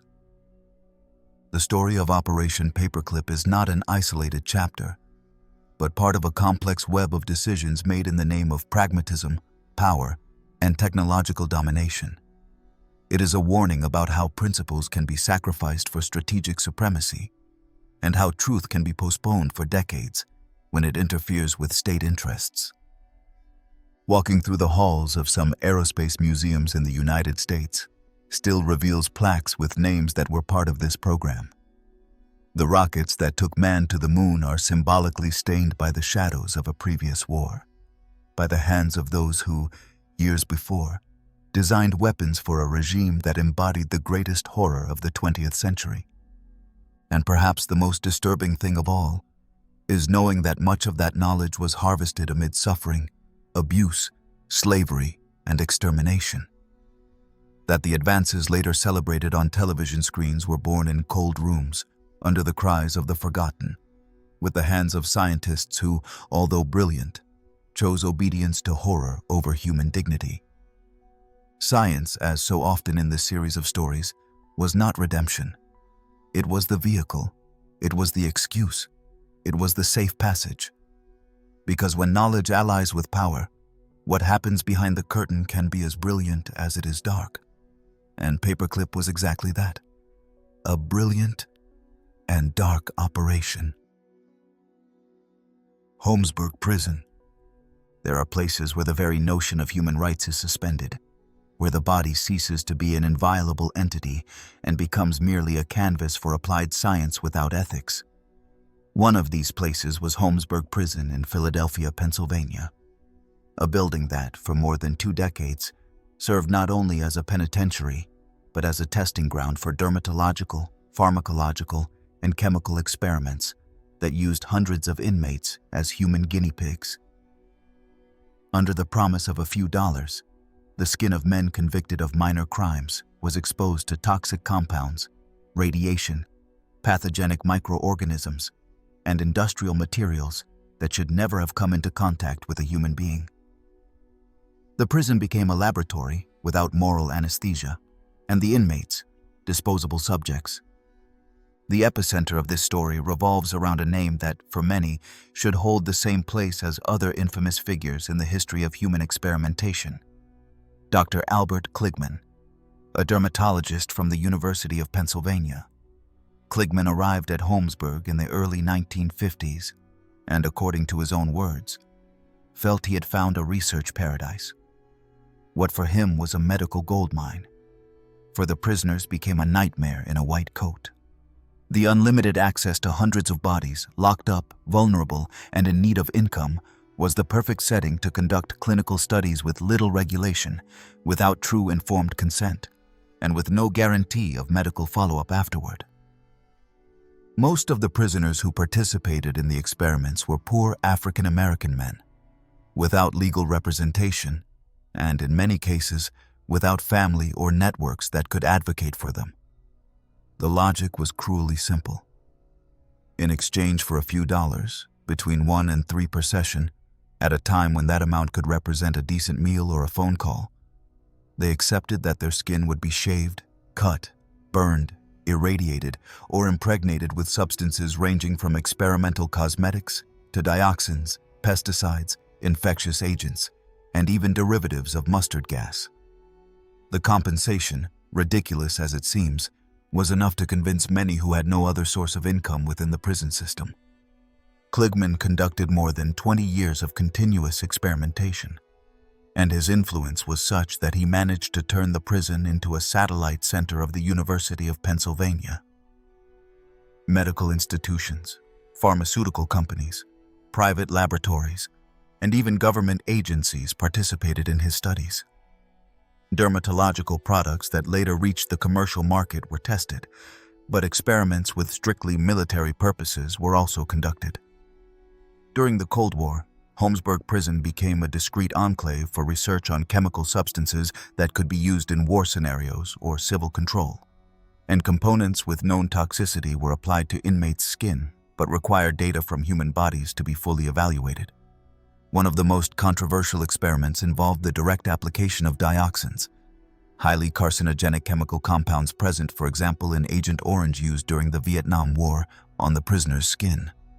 They were exposed to specific concentrations, their reactions recorded, and then left to recover without treatment or proper monitoring. Sometimes the same area of skin was subjected repeatedly to the same abrasive treatment to observe tissue resistance. Participants were not informed of the type of substance applied, and when they asked, they received vague or outright false explanations. The word study justified everything, but what they were doing was not science. It was punishment disguised as protocol. The scars, skin damage, infections, and physical sequelae were only part of the cost. Many prisoners reported later disorders, chronic inflammations, sun sensitivity, keloid formation, autoimmune diseases, systemic effects whose direct connection to the experiments was not recognized by the state or responsible institutions. And although some tried years later to initiate legal actions, the lawsuits were systematically rejected for lack of evidence, as the complete documentation of many of those studies was lost, destroyed, or classified. For the prison system, those men were file numbers. For official science, they were laboratory notes. For history, for a long time, they were nothing. The book Acres of Skin, published in 1998 by journalist Alan Hornblum, was one of the first works to shed light on this case with depth and testimonial support. Hornblum had worked as an instructor in the prison and gathered accounts, internal reports, and medical documents demonstrating the real extent of the experiments. In its pages, the inmates themselves describe how long lines formed to undergo the sessions, how they informed each other about which tests hurt more, which left blisters, which caused fever or hair loss. Some participated once and did not return. Others volunteered constantly because that money allowed them to buy cigarettes or send letters. It was a perverse system where need fueled the availability of the body. The state of Pennsylvania, the University of Pennsylvania, and the medical community took decades to acknowledge what happened. Even when testimonies and evidence began to emerge, institutional defense was firm. These were scientific investigations within the legal framework of the time. Kligman, for his part, never showed remorse. Until his death, he defended the experiments as advances for dermatological knowledge and minimized the suffering of the prisoners. He was awarded, cited in countless studies, and honored as a pioneer. His name appears on dermatological products still used today. His legacy, however, is marked by the burns he left on the skin of hundreds of men who never had the possibility to choose with true freedom. The story of Holmesburg, like many that are part of this series, is not an isolated case, nor a product of a wild time. It was a sustained phenomenon, endorsed by institutions, hidden by legal and social structures that understood the prisoner's body as state property. available to be exploited, measured, destroyed if necessary. And the worst part is that, just like in Tuskegee, Willowbrook, or the radioactive orphanages, the underlying logic was always the same. Some lives are worth less. There are bodies on which one can experiment without guilt, without scrutiny, without consequences. Holmesburg was literally a factory of data on human skin, a field where the epidermis was treated as test paper. But beneath every patch, every injection, every scar, there was a person with fear, with hunger, with a name. Men convicted of minor crimes, turned into anonymous martyrs of medical progress. And while the products developed in those experiments reached pharmacies, dermatological clinics, and scientific journals, the bodies that made them possible remained locked behind bars, marked forever by a type of violence that never made noise but burned like live flesh. Because the real scandal of Holmesburg is not only in what was done, it is in the silence that protected it, in the awards that were given afterward, in the skin that burned while others celebrated advances, and in the way that, even today, many resist looking beneath a scientific scar. The Milgram Experiment. In the silent hallways of Yale University, among chalkboards filled with formulas and laboratories where human behavior was dissected as if it were an equation, a man decided to test one of the most uncomfortable questions that modern psychology dared to ask in the 20th century. To what extent is an ordinary person capable of inflicting extreme suffering on another simply because someone with authority orders it? The answer, which came from an apparently simple experiment, ended up unleashing an ethical storm that has not fully subsided even today. The researcher's name was Stanley Milgram. What he managed to reveal with his studies was not a laboratory anomaly, but a brutal truth about obedience, suspended morality, and how easily the human conscience can be silenced by a voice that seems to have control. Milgram, born in New York and holding a doctorate in social psychology, designed his experiment in 1961, just months after the whole world watched in disbelief the trial of Adolf Eichmann in Jerusalem. Eichmann, one of the main logistical architects of the Holocaust, defended himself in court by claiming he was only following orders, that he was not a monster, that he was acting as just another official within an impersonal machine. That defense, horrifying due to its bureaucratic coldness, deeply affected Milgram, who set out to investigate whether ordinary people, regular folks without sadistic traits, without military training or extremist ideologies, would be capable of causing physical harm to others if a figure of authority instructed them to do so. The design of the experiment was a masterpiece of psychological simulation. Volunteers who responded to the advertisement did not know they were taking part in a staged event. They believed they were helping with a study on memory and learning. Upon arriving at the laboratory, they were greeted by a researcher in a spotless white lab coat who radiated professionalism. Alongside them, another supposed participant, actually an actor, was also randomly assigned the role of student.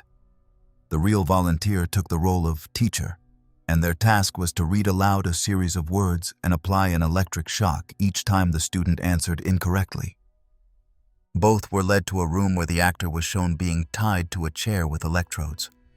Then the volunteer entered an adjacent booth with a control panel containing switches labeled with shock levels ranging from 15 to 450 volts, accompanied by tags going from slight shock to danger, severe shock, and finally XX, an unmistakable sign of extreme potential harm.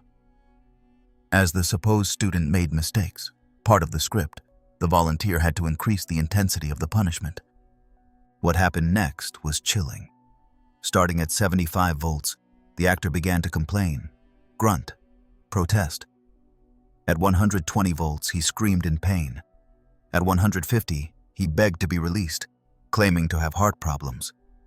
At 180, screams were heard. At 300, he refused to answer. And yet, at the insistence of the experimenter, a large majority of participants kept pressing the switches. Milgram had instructed the actor that after 330 volts, he should remain completely silent. as if unconscious, or worse, dead. Even then, 65% of volunteers went to the end, delivering the supposed 450 volts without receiving any response from the other side. They did so with trembling hands, faces covered in sweat, some even crying. But they did it, because someone with authority told them it was part of the experiment, that it was necessary, that they had to continue. The finding was devastating. A large portion of people is willing to harm others, even to levels they perceive as lethal, if they believe there is a legitimate figure giving the order. They were not psychopaths or trained soldiers. They were ordinary workers, housewives, office workers, students, people who in their daily lives considered themselves decent, kind. What Milgram showed the world was that evil, in many cases, does not arise from a desire to cause harm, but from uncritical obedience, from the surrender of personal judgment when someone else is believed to know what must be done, from the dissolution of individual responsibility within a hierarchical structure. Criticism was swift. Although the experiment was carefully designed so that no participant was actually harmed, the actor never received shocks. It was all acting. Many psychologists and philosophers accused Milgram of crossing a dangerous line. The emotional distress caused in participants was real. Some were deeply disturbed upon realizing what they had been willing to do. Some could not sleep for days. Others never again trusted their own moral capacity. And although Milgram offered follow-up sessions and interviews, the psychological damage in certain cases was evident. An ethical debate began that remains one of the most intense in the history of modern psychology. Over time, the experiment was replicated in different countries, contexts, and versions. And the results, although variable, always showed a disturbing pattern. Obedience to authority holds overwhelming power. We often underestimate how much a uniform, a confident tone of voice, or an academic title can influence us. We think we are rational individuals, masters of our actions. But Milgram's experiment confronts us with the possibility that, under certain pressures, we all carry inside a part that prefers not to think, not to question, not to rebel. A part that prefers to obey. The most chilling fact is that, since then, history has provided multiple real examples that validate Milgram's findings.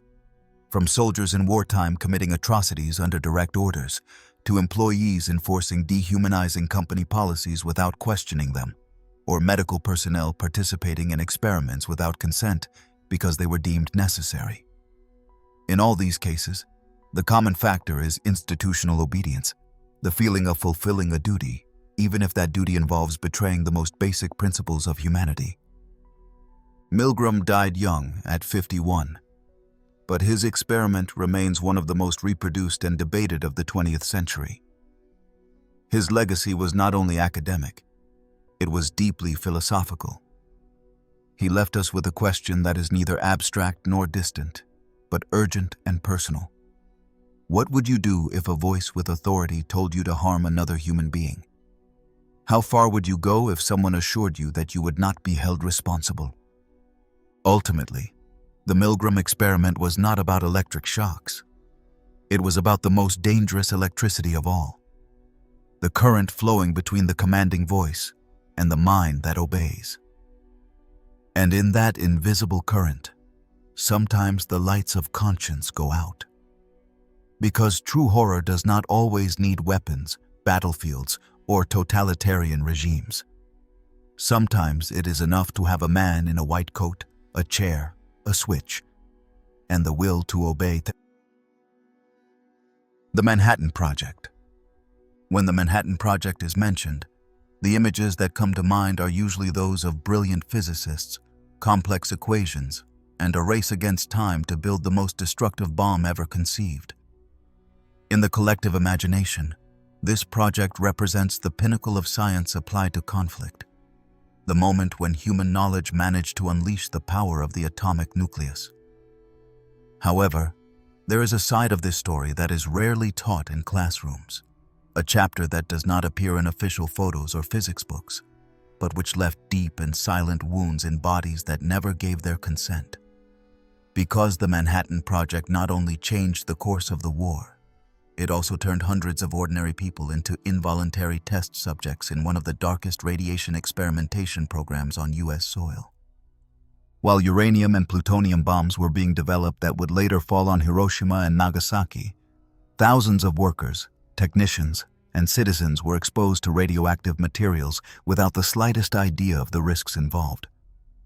In the laboratories, scientists handled lethal compounds with minimal protective measures, more out of ignorance than cruelty, although over time, even when the harmful effects were known, the tests continued, often protected by government secrecy and the urgency of the war effort. One of the most disturbing episodes in this story was the experiments with plutonium on humans, carried out between 1945 and 1947. Under the justification of understanding how the human body absorbed, distributed, and eliminated radioactive elements, hospitalized patients, mostly poor, elderly, people with chronic illnesses or mental disabilities, were selected and injected with doses of plutonium without being informed that they were participating in an experiment. These subjects were labeled in documents with clinical codes, never full names, as if their identities were irrelevant compared to the magnitude of the scientific discovery. One of the best-known cases is that of Eb Cade, an African-American laborer who had suffered a car accident while working at a plant linked to the Manhattan Project. Immobilized in a hospital, unable to communicate easily and without close family, Cade was selected as the perfect candidate. Scientists injected him with plutonium-238 and plutonium-239, then monitored his urine, blood, and even extracted teeth and bone fragments to study how radiation was distributed in his body. He was never informed. He never gave consent. For months, he lived with that substance in his system until, suspecting that something was wrong, he managed to escape the hospital. He never received explanations. His story was buried in classified documents for decades. But Cade was not the only one. At least 18 more people were subjected to similar procedures in hospitals in cities such as Rochester, San Francisco, and Chicago. The files were cold, impersonal. Sometimes they were referred to as Patient 40A or Subject B12, and physical reactions were recorded as if they were mere statistics. Empathy was left out of the equation. The urgency to understand plutonium's behavior, to get ahead of the Soviets in the atomic race, to win a war that had already ended, justified any human sacrifice, even those no one seemed willing to defend. At the same time, other groups were used indirectly. Communities near test sites, especially around the Nevada desert and the Trinity test site in New Mexico, were exposed to radioactive fallout without warning or protection. The so-called downwinders, that is, those living downwind from the detonation sites, began to show unusual cases of cancer, birth defects, autoimmune diseases. But for decades, their complaints were ignored, minimized, or directly ridiculed by authorities. Claiming that nuclear explosions could have affected their health was considered, in many circles, an unfounded paranoia. Internal reports, however, told a different story. Government scientists knew that radiation levels in certain areas exceeded safe parameters, but it was argued that admitting this publicly would endanger the continuation of the nuclear program. The priority was to preserve an image of control, efficiency, and power. Meanwhile, entire generations grew up on contaminated lands, with water poisoned by radioactive particles, breathing air filled with elements that would remain active for centuries. Added to these episodes are uranium trials on enrichment plant workers, the deliberate exposure of psychiatric patients to high-intensity X-rays, and the controlled release of radioactive gases in rural areas to measure their dispersion. All this was carried out under a logic of scientific supremacy that turned ethics into a bothersome obstacle. The constant excuse was national security. The phrase national interest was repeated like a kind of spell that erased all moral responsibility. Documents detailing these experiments began to be declassified slowly in the 1990s, driven by journalists, activists, and victims demanding answers. An official government report acknowledged the existence of at least 400 human experiments between the 1940s and 1970s, many without consent or external oversight. Transparency was promised. Public apologies were made in speeches. Some families received symbolic compensations, but the responsible parties, for the most part, never faced real consequences. For many, the data obtained justified the human cost. Once again, science hid behind statistics to erase concrete faces. The Manhattan Project changed the world. That is undeniable. It gave birth to the nuclear era, redefined international relations, and sowed atomic terror in the collective conscience. But its longest shadow is not only in the explosions that shook Japan, but in the silent bodies of those who were sacrificed unknowingly. Ordinary people, invisible to the official narrative, whose stories do not appear in history books, but who paid with their health, dignity, and lives the price of scientific knowledge in wartime. Facing these facts does not mean rejecting the progress of science. It means accepting that every discovery has a cost, and that it cannot be acceptable for that cost to be paid in secret, with victims who did not even know they were participating. The bombs of the Manhattan Project destroyed entire cities, but before that they had already destroyed something more intimate, more silent, and perhaps more cruel: each person's right to decide over their own body. The invisible victims of the Manhattan Project remain there, on the margins of reports, in redacted documents, in X-rays forgotten in dusty archives. Remembering them is not optional, it is necessary. Because a science that forgets those it used as stepping stones is a science that sooner or later will make the same mistake again. Nazi Orthopedics. In a corner of Auschwitz, where the barbed wire marked the boundaries of the unimaginable, there was a pavilion that, at first glance, seemed out of place within the bleak landscape of the camp. It was a white, clean, almost surgical room. In its corridors, the laughter of children could be heard. Some ate candies, others played with wooden blocks, while a tall man with a kind expression and an immaculate lab coat watched them with a paternal smile.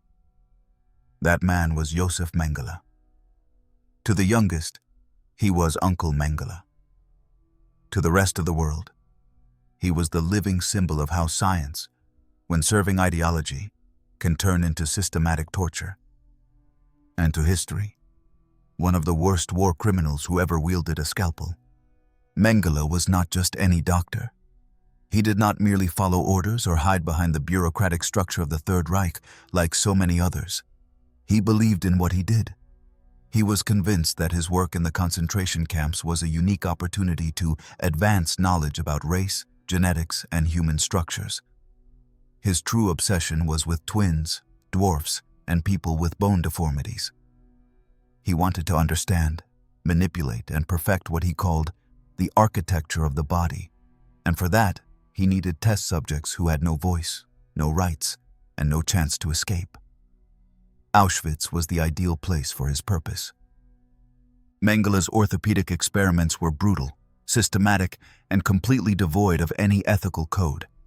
He worked with twin children, often from Jewish, Romani, or Slavic families, whom he measured, injected, operated on, and mutilated under the pretext of comparing the body's response to certain stimuli. He drilled into their bones without anesthesia to study asymmetrical growth. He intentionally infected muscle tissues to observe the spread of gangrene. He broke limbs only to fix them in unnatural positions with experimental casts, all supposedly aimed at understanding how to force bodily symmetry. There are accounts of children subjected to double amputations just to analyze if, after receiving the same post-operative treatment, the body would respond equally on both sides. Others were anesthetized with rudimentary techniques, if they received anesthesia at all, and woke up in the middle of surgeries that lasted hours, often in conditions with minimal asepsis. Some of them died on the operating table, others, after a few weeks, from widespread infections. And those who survived did so with irreversible consequences, twisted legs, atrophied arms, deformed spines. One of the most harrowing cases was that of the twins Guido and Nino, Romani children who arrived at the camp at 6 years old. Mengele personally selected them and began a series of procedures to surgically unify them. He sewed their arm veins together. They shared circulation for several days. And when their small bodies began to reject the union, he subjected them to even more invasive interventions. Eventually, both died amidst vomiting, very high fever, and convulsions. Mengele ordered their bodies to be dissected and preserved. He never considered that he had killed 2 children. To him, they were simply part of his experiment. There are also testimonies from survivors with dwarfism, such as a young woman known as Perla, who recounted how Mengele forced her to undress in front of other doctors to examine her reduced bone structure. They pulled out healthy teeth without medical cause, applied chemicals directly to her skin, and exposed her to radiation without protection for weeks. All of this was part of a series of studies intended to eliminate, in the future, any hereditary anomaly within the German population. Nazi orthopedics did not seek to cure. It sought to eradicate what it considered deviations from the bodily ideal. But what made these acts even crueler was the way Mengele presented himself to his victims. He did not arrive shouting or hitting. He did not show weapons or impose fear through direct violence. He appeared kind, almost paternal. He gave candies, asked questions in a soft tone, smiled. The children, especially the youngest, did not understand that they were in the hands of an executioner. They confused his sympathy with protection. That moral ambiguity, that capacity to be at once an affectionate figure and the executor of mutilations, is what makes Mengele a unique figure within the Nazi horror. As the war drew to an end and the Third Reich began to crumble, Mengele managed to escape. He used a false identity, received help from former Nazis, and traveled across Europe until reaching South America. He lived in Argentina, then Paraguay, and finally Brazil, where he drowned in 1979 while swimming at a beach. He was never captured, never tried, and although his name was pointed out time and again in reports and documents, international authorities never managed to catch him. His escape was as efficient as his surgical cruelty. Decades later, the medical records he himself signed began to come to light. Photos, diagrams, clinical notes. His meticulous handwriting described each intervention as if it were a cooking recipe. Dosages, cuts, reaction times, expected effects. Nowhere were there expressions of doubt, compassion, or guilt. Mengele did not consider that he was causing harm. He believed he was contributing to the future of German medicine. And that conviction is perhaps the most chilling part of the whole story. Many of the surviving documents were delivered by other SS doctors or assistants who over the years began to speak out. Others appeared in survivor testimonies who, despite the trauma, recounted what they lived through with haunting precision. Thanks to them, we know how records were kept, what substances were used, and how procedures were justified before camp superiors. Nothing was improvised. Everything was planned. Today, when medical ethics in times of war are discussed, Mengele's name appears as a reference point for the absolute limit, the red line that must never be crossed. In his figure concentrate the horrors of a soulless science, of a medicine without morals, of a technique turned into an instrument of extermination. His orthopedic experiments did not seek to save lives, improve conditions, or alleviate suffering. They were punishments, tortures, acts of sadism disguised as scientific methodology. And although many of his victims died without justice, their stories remain alive in every archive, every testimony, every narrative that refuses to be forgotten. Because memory in these cases is resistance. It is the only way to ensure that what happened in Auschwitz never happens again, under any pretext, anywhere in the world. Nazi orthopedics, with Mengele as its central figure, represents an ethical abyss from which humanity is still recovering. And understanding that abyss, narrating it without sugarcoating or shortcuts, is a way to honor those who were treated as disposable pieces in a monstrous puzzle. Because every broken bone, every deformed leg, every spine intervened without need, was the result of a science that forgot its most sacred principle: do no harm. The acid blind. On the surface, the 1960s was a period of cultural revolution, open minds, and exploration of the unknown. Western societies flirted with new ideas about freedom, perception, and the expansion of consciousness. In that context, LSD became a symbol of change, a compound promising to open doors to a deep understanding of the human psyche.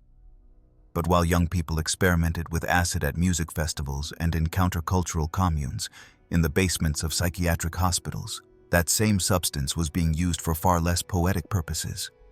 Because in those corridors, the drug was not a vehicle towards self-knowledge, but a sharp, dangerous tool used for control, experimentation, and manipulation.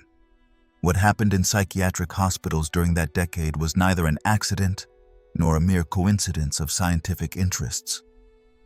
It was a carefully orchestrated operation, often backed by government agencies and disguised under the rhetoric of medical progress.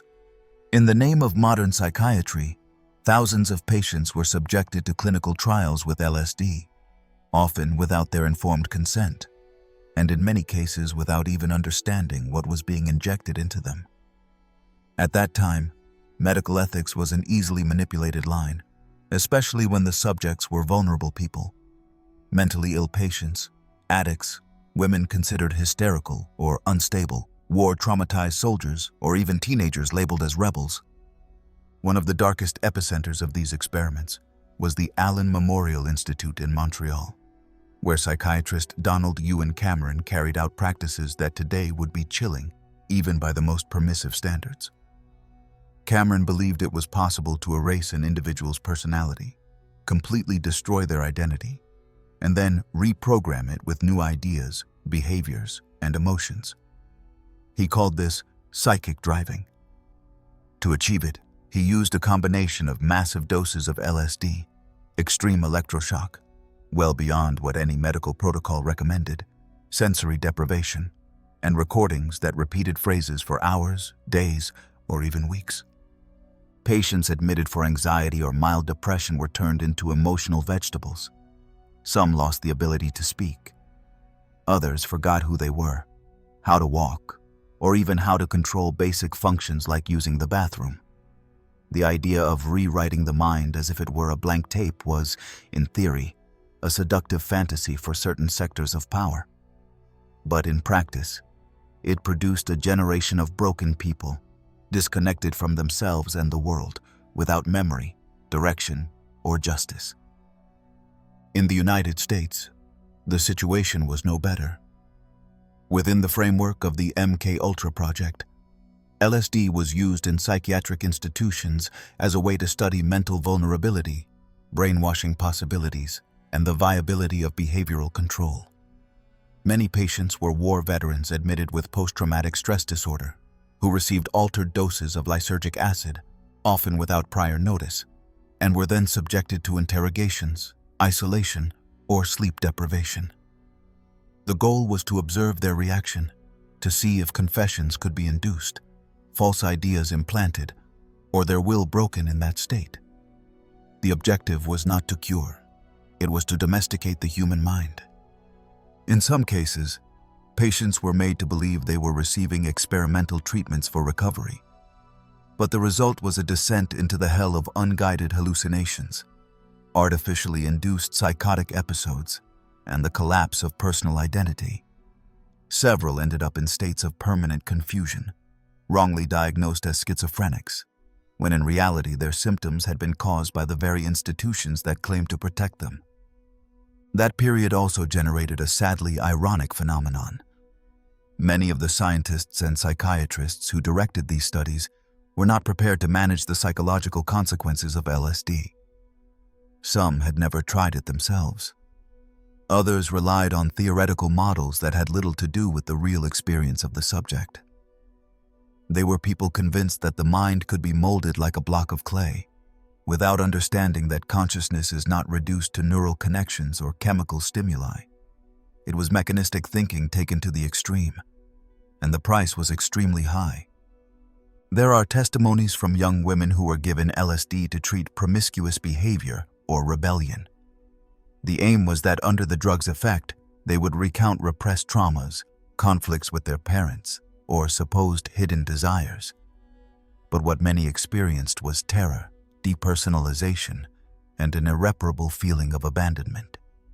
Some were misdiagnosed with psychosis and confined for years in special hospital wings.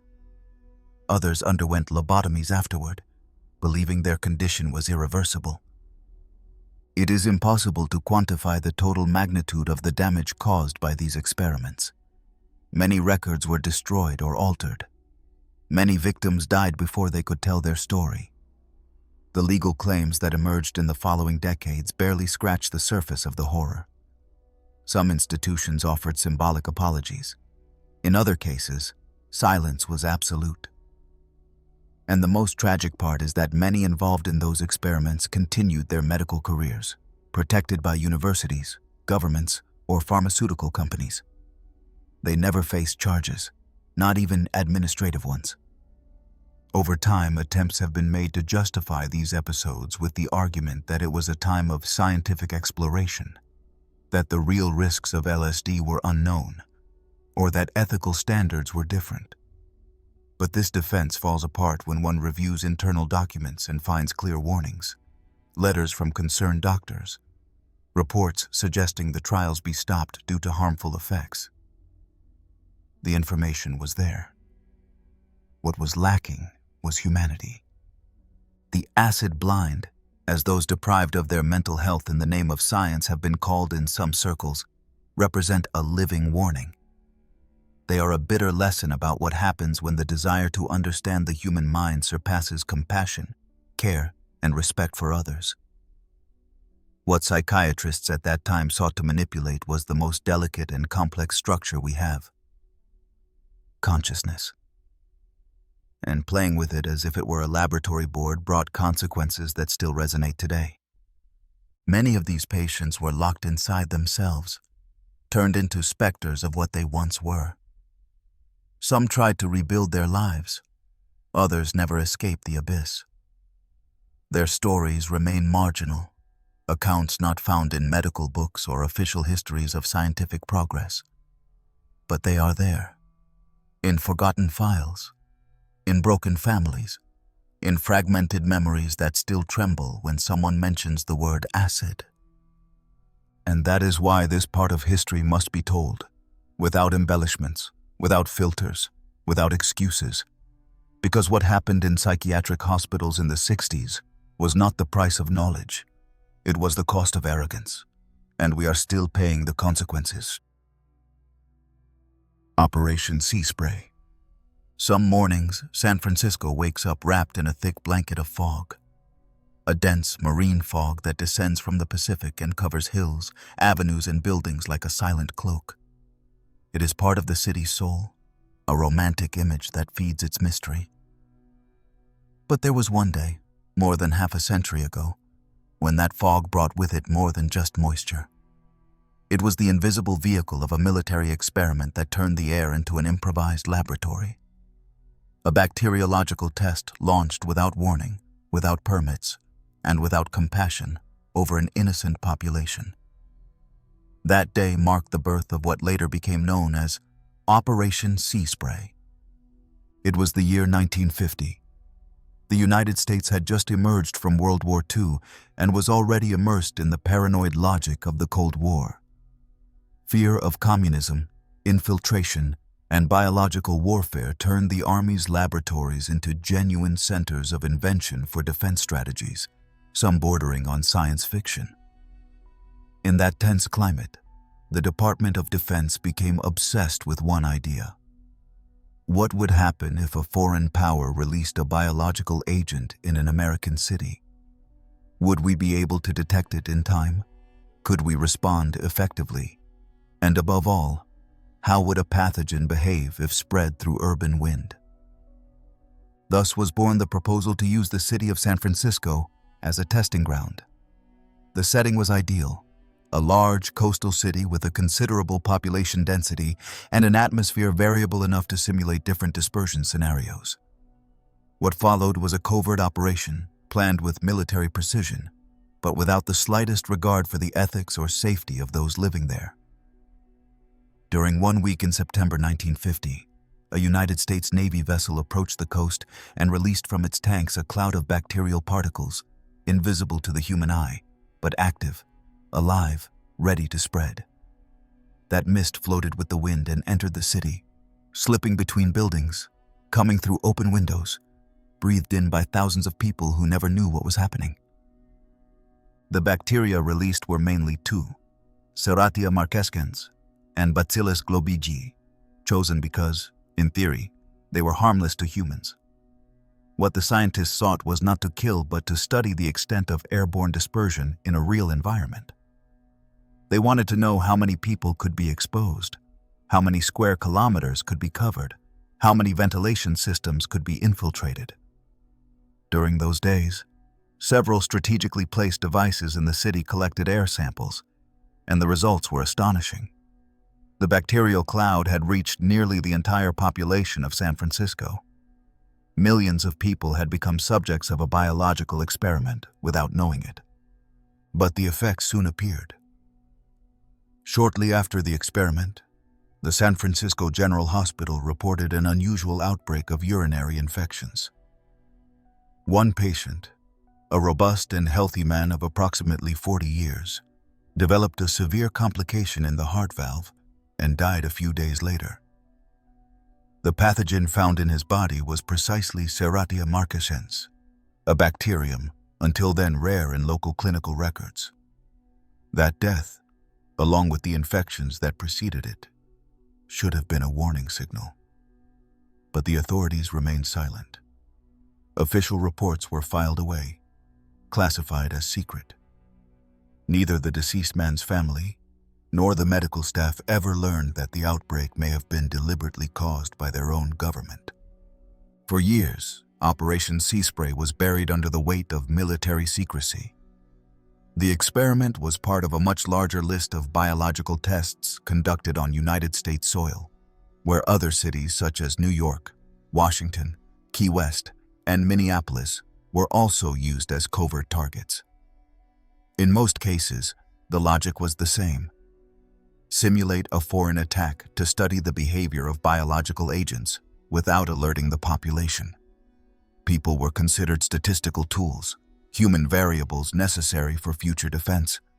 They were not seen as citizens, but as anonymous components of a large-scale experiment. It was not until the 1970s, thanks to congressional investigations and document leaks, that what had happened in San Francisco became clear. Public outrage was immediate. Newspapers covered the story with headlines that seemed taken from dystopian novels. But for many victims, it was already too late. It was not just about short-term effects. Some later investigations began to show that Serratia marquescens, far from being harmless, could cause serious infections, especially in immunocompromised people. A possible connection was even established between the experiment and an increase in pneumonia cases in the area weeks after the test. The problem was that no one could prove it with certainty anymore. The evidence was fragmentary. Many victims had died, and the government, as in so many other cases, denied any direct connection. The most disturbing part of this whole episode was not the experiment itself, as inhumane as it seems, but the justification with which it was carried out. Those responsible argued that, in a Cold War context, such tests were necessary to guarantee national security, that they were preventive measures, that collateral damage was inevitable. But the truth is that San Francisco was turned into an open-air laboratory, with no one able to choose participation, no possibility to protect oneself or refuse exposure. Over the years, lawsuits, attempts at reparation, and public apologies have emerged, but the damage was already done. And it was not only physical, it was psychological, moral, ethical. Because after learning the truth, How can one trust again that the air we breathe is not being manipulated? How can one live with the possibility that our governments, in the name of science or defense, are willing to make us pawns in a game whose board we cannot even see? Operation Sea Spray remains today one of the most chilling examples of how power and technology can join forces to cross the limits of what is acceptable. And although its story has been partially forgotten, its echo resonates in every debate about bioethics, state surveillance, and human rights. Because if this episode teaches us anything, it is that when the door is open to unchecked military pragmatism, the consequences can be as invisible and lethal as that fog that one day fell over San Francisco without leaving a trace, until it was too late. Unit 731. In the history of humanity, there are episodes so dark that it is hard to believe they were real. Moments where logic, compassion, and the most basic sense of humanity completely dissolve before the eyes of those observing from the future, unable to understand how it was possible. One of these episodes, perhaps the most terrifying and silenced of the 20th century, took place in a frozen corner of Manchuria, in northeastern China, where during World War II, a secret complex operated with an unspeakable purpose: to develop biological weapons through direct experimentation on human beings. That complex, known as Unit 731, was for years a laboratory of horror disguised as a medical center, a factory of death that carried out acts so brutal that even today it is difficult to describe them without shuddering. The story begins with Japan's imperial expansion in Asia, a campaign that led the Japanese army to occupy vast Chinese territories through a combination of military force and ideological supremacy. It was in this context that the so-called Epidemic Prevention and Water Purification Department was born, a bureaucratic and harmless-sounding name that concealed a network of scientific facilities designed to explore the most extreme possibilities of biological warfare. General Shiro Ishii, a doctor, microbiologist, and deranged visionary, was the one who pushed this project forward with the full support of the Imperial High Command. His vision was clear. If Japan managed to master bacteriological warfare, it would have in its hands the ultimate weapon. Under Ishii's command, Unit 731 was established in Pingfang, a city-turned-secret base, away from international scrutiny, surrounded by a wall of silence. There, doctors, biologists, chemists, and officers of the Imperial Japanese Army worked together to carry out one of the cruelest human experimentation programs ever documented. Their victims were prisoners of war, peasants, pregnant women, the elderly, children, and in many cases, people kidnapped for no apparent reason, who simply disappeared from their homes and appeared in the underground cells of the complex, destined to be numbers in an experiment with no return. The methods applied inside Unit 731 were of methodical brutality. One of the most well-known and chilling was vivisection, opening human bodies without anesthesia to study functioning organs, examine the progression of bacterial infections, or the behavior of tissues in the face of gangrene and decomposition. The victims, tied to surgical tables, were kept conscious to observe their reactions to pain, fear, and extreme suffering. The doctors' justifications were scientific. They needed real data, not simulations. They wanted to understand how a human body infected with bubonic plague, anthrax, or cholera died under real conditions. Another practice that horrified researchers the most was controlled exposure to extreme temperatures. In the midst of the Manchurian winter, where thermometers dropped to 40 degrees below zero, prisoners were taken outdoors completely naked, and their arms or legs were repeatedly immersed in icy water. Then, the frozen limbs were beaten with metal rods until they sounded like wood, and at that point, they were slowly thawed to observe the process of necrosis. Everything was documented in detail: the freezing time, the exact moment the skin turned black, the appearance of gangrene, the reaction of the blood, the screams. Experiments were also conducted on disease transmission through direct injections of lethal pathogens. Some prisoners were inoculated with viruses that had been previously modified to increase their aggressiveness. Others were implanted with gas capsules in their lungs, or forced to ingest food contaminated with bacteria. Experimental vaccines, unverified drugs, and combinations of substances producing unpredictable reactions were tested. The most terrifying aspect is that many of these experiments were carried out in parallel, meaning the same person could be infected, frozen, dissected, and then exposed to radiation, all in the name of scientific progress. Women, on their part, were used for gynecological experiments of indescribable violence. They were forced to become pregnant to study the transmission of diseases from mother to child. Many underwent cesarean sections without anesthesia to extract live fetuses and observe their reactions to different infectious agents.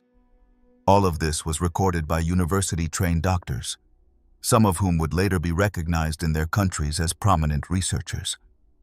Silence was their greatest shield.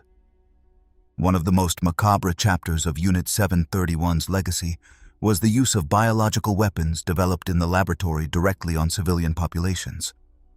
In villages near the complex, Japanese planes dropped bombs loaded with fleas infected with bubonic plague, which caused controlled epidemics to study their effects in real time.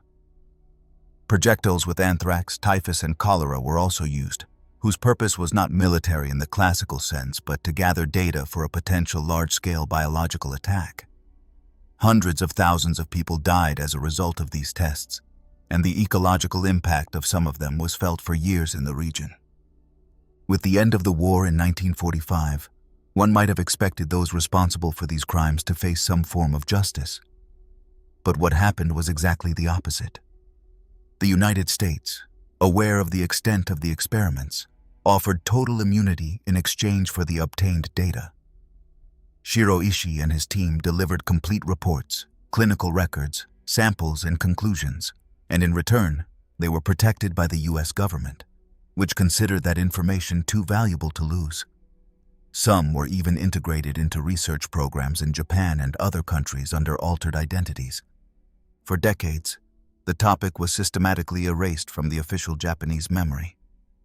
School textbooks did not mention the existence of Unit 731. The victims were never recognized as such. No one was tried in the Tokyo War tribunals. The truth only began to emerge when former soldiers, driven by the weight of guilt, started speaking in the 1990s, offering graphic testimonies, maps, photographs, and documents.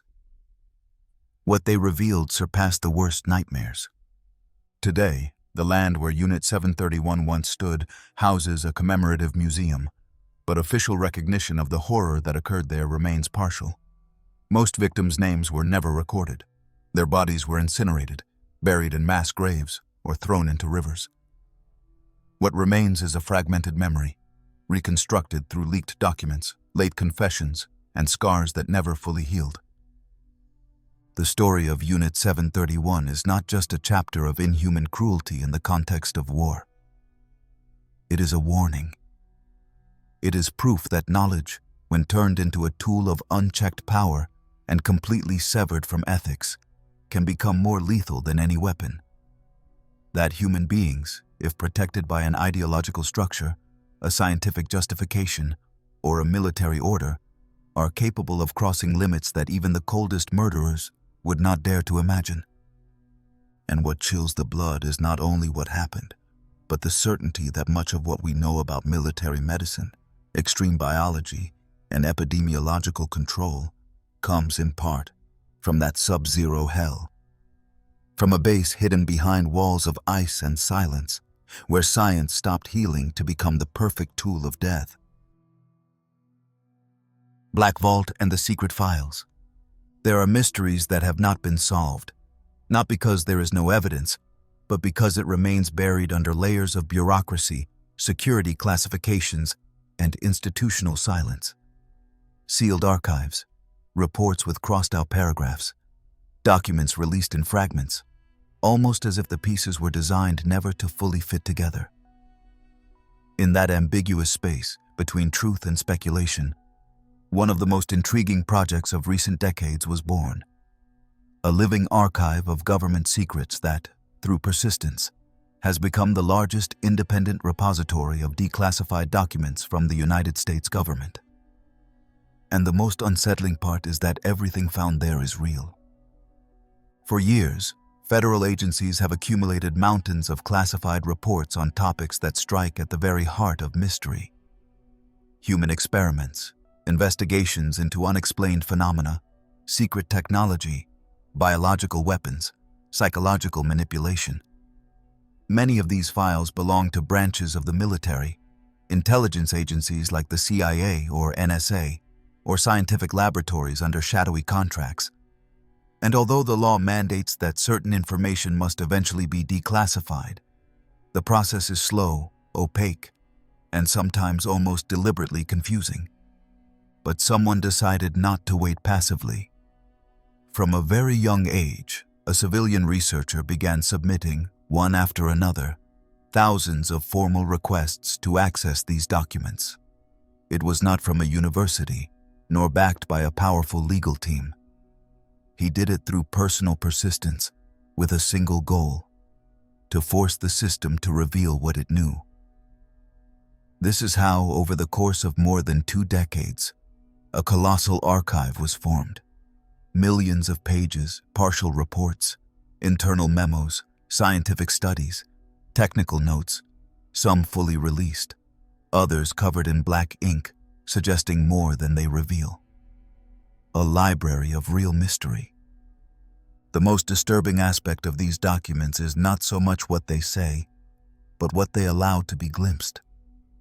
There are records from the Department of Defense about psychological warfare programs, experiments where brainwaves, electromagnetic fields were manipulated, or substances tested on subjects without their consent. There are files detailing how rapid induction of altered states techniques were studied, how methods to destabilize an individual through sensory stimulation or total deprivation were developed.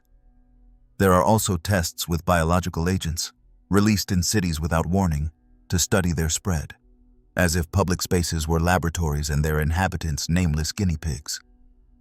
And of course, there are files on unidentified aerial phenomena.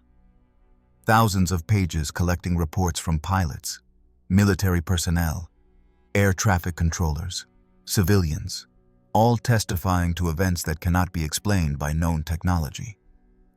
Some of these reports include precise technical descriptions, impossible speeds, illogical trajectories, radar interference, objects that seem to defy the laws of physics. Although on the surface a neutral answer is given, no conclusion. What underlies many of these documents is an uncomfortable feeling of helplessness. The experts do not know what they saw, but they saw it, and they recorded it.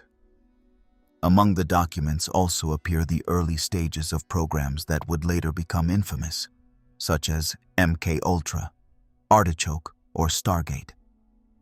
But in these files, far from myth, what is observed is the internal mechanics of how these ideas were born. Budget reports, contracts with universities, technical objectives. It is revealed that many of the most disturbing practices did not arise from an evil impulse, but from a cold, almost mathematical bureaucratic logic. It was about calculating the minimum expenditure necessary to induce a maximum effect on an enemy's mind. And the experiment, many times, was the only way to find out. The true value of this compilation of documents is not that it offers definitive answers. It is that it confirms the existence of the questions. Were psychic weapons tested? Yes. Were experiments applied without consent on civilians? Yes. Were entire populations monitored through technologies that today would be scandalous? Also, is everything documented? Partly. The most sinister aspect, perhaps, is the way many of these practices are recorded in technical, almost bureaucratic language, which makes them routine, as if torturing a mind or exposing a city to a chemical agent were just another step in a curriculum or an operational feasibility report. And yet, what we know barely scratches the surface. There are partially released documents with large censored blocks. There are cross-references to files that remain classified, to testimonies that were lost, to programs that changed names to stay off the radar. The silence, in many cases, is more eloquent than any confession. Because if what has been declassified is already disturbing, what does everything that remains sealed contain? This archive, which continues to grow, is not a museum nor a temple for conspiracies. It is a fragmented map of power in its purest state. The power to manipulate, to experiment, to hide. It confronts us with an uncomfortable truth, that many times the boundaries of what is ethical, legal, and human were decided behind closed doors by people who never answered to anyone. That is why this documentary collection is much more than a repository. It is a mirror, one that reflects not only what governments have done, but also what society has allowed to happen in its name. And ultimately, it reminds us that knowledge, even fragmented, even stained with black ink, will always be the most powerful tool to resist oblivion. Because in every page, in every censored line, there is a story crying to be told. And if we do not tell it, what remains in the dark will continue to operate without witnesses, repeating its cycles, as it has done so many times before. If any of these stories gave you chills, imagine those that are still hidden. Comment on which one impacted you the most, and subscribe to keep exploring these dark corners that almost no one dares to tell. Every subscription is one more flashlight in this tunnel of secrets. See you at the next mystery. Good night.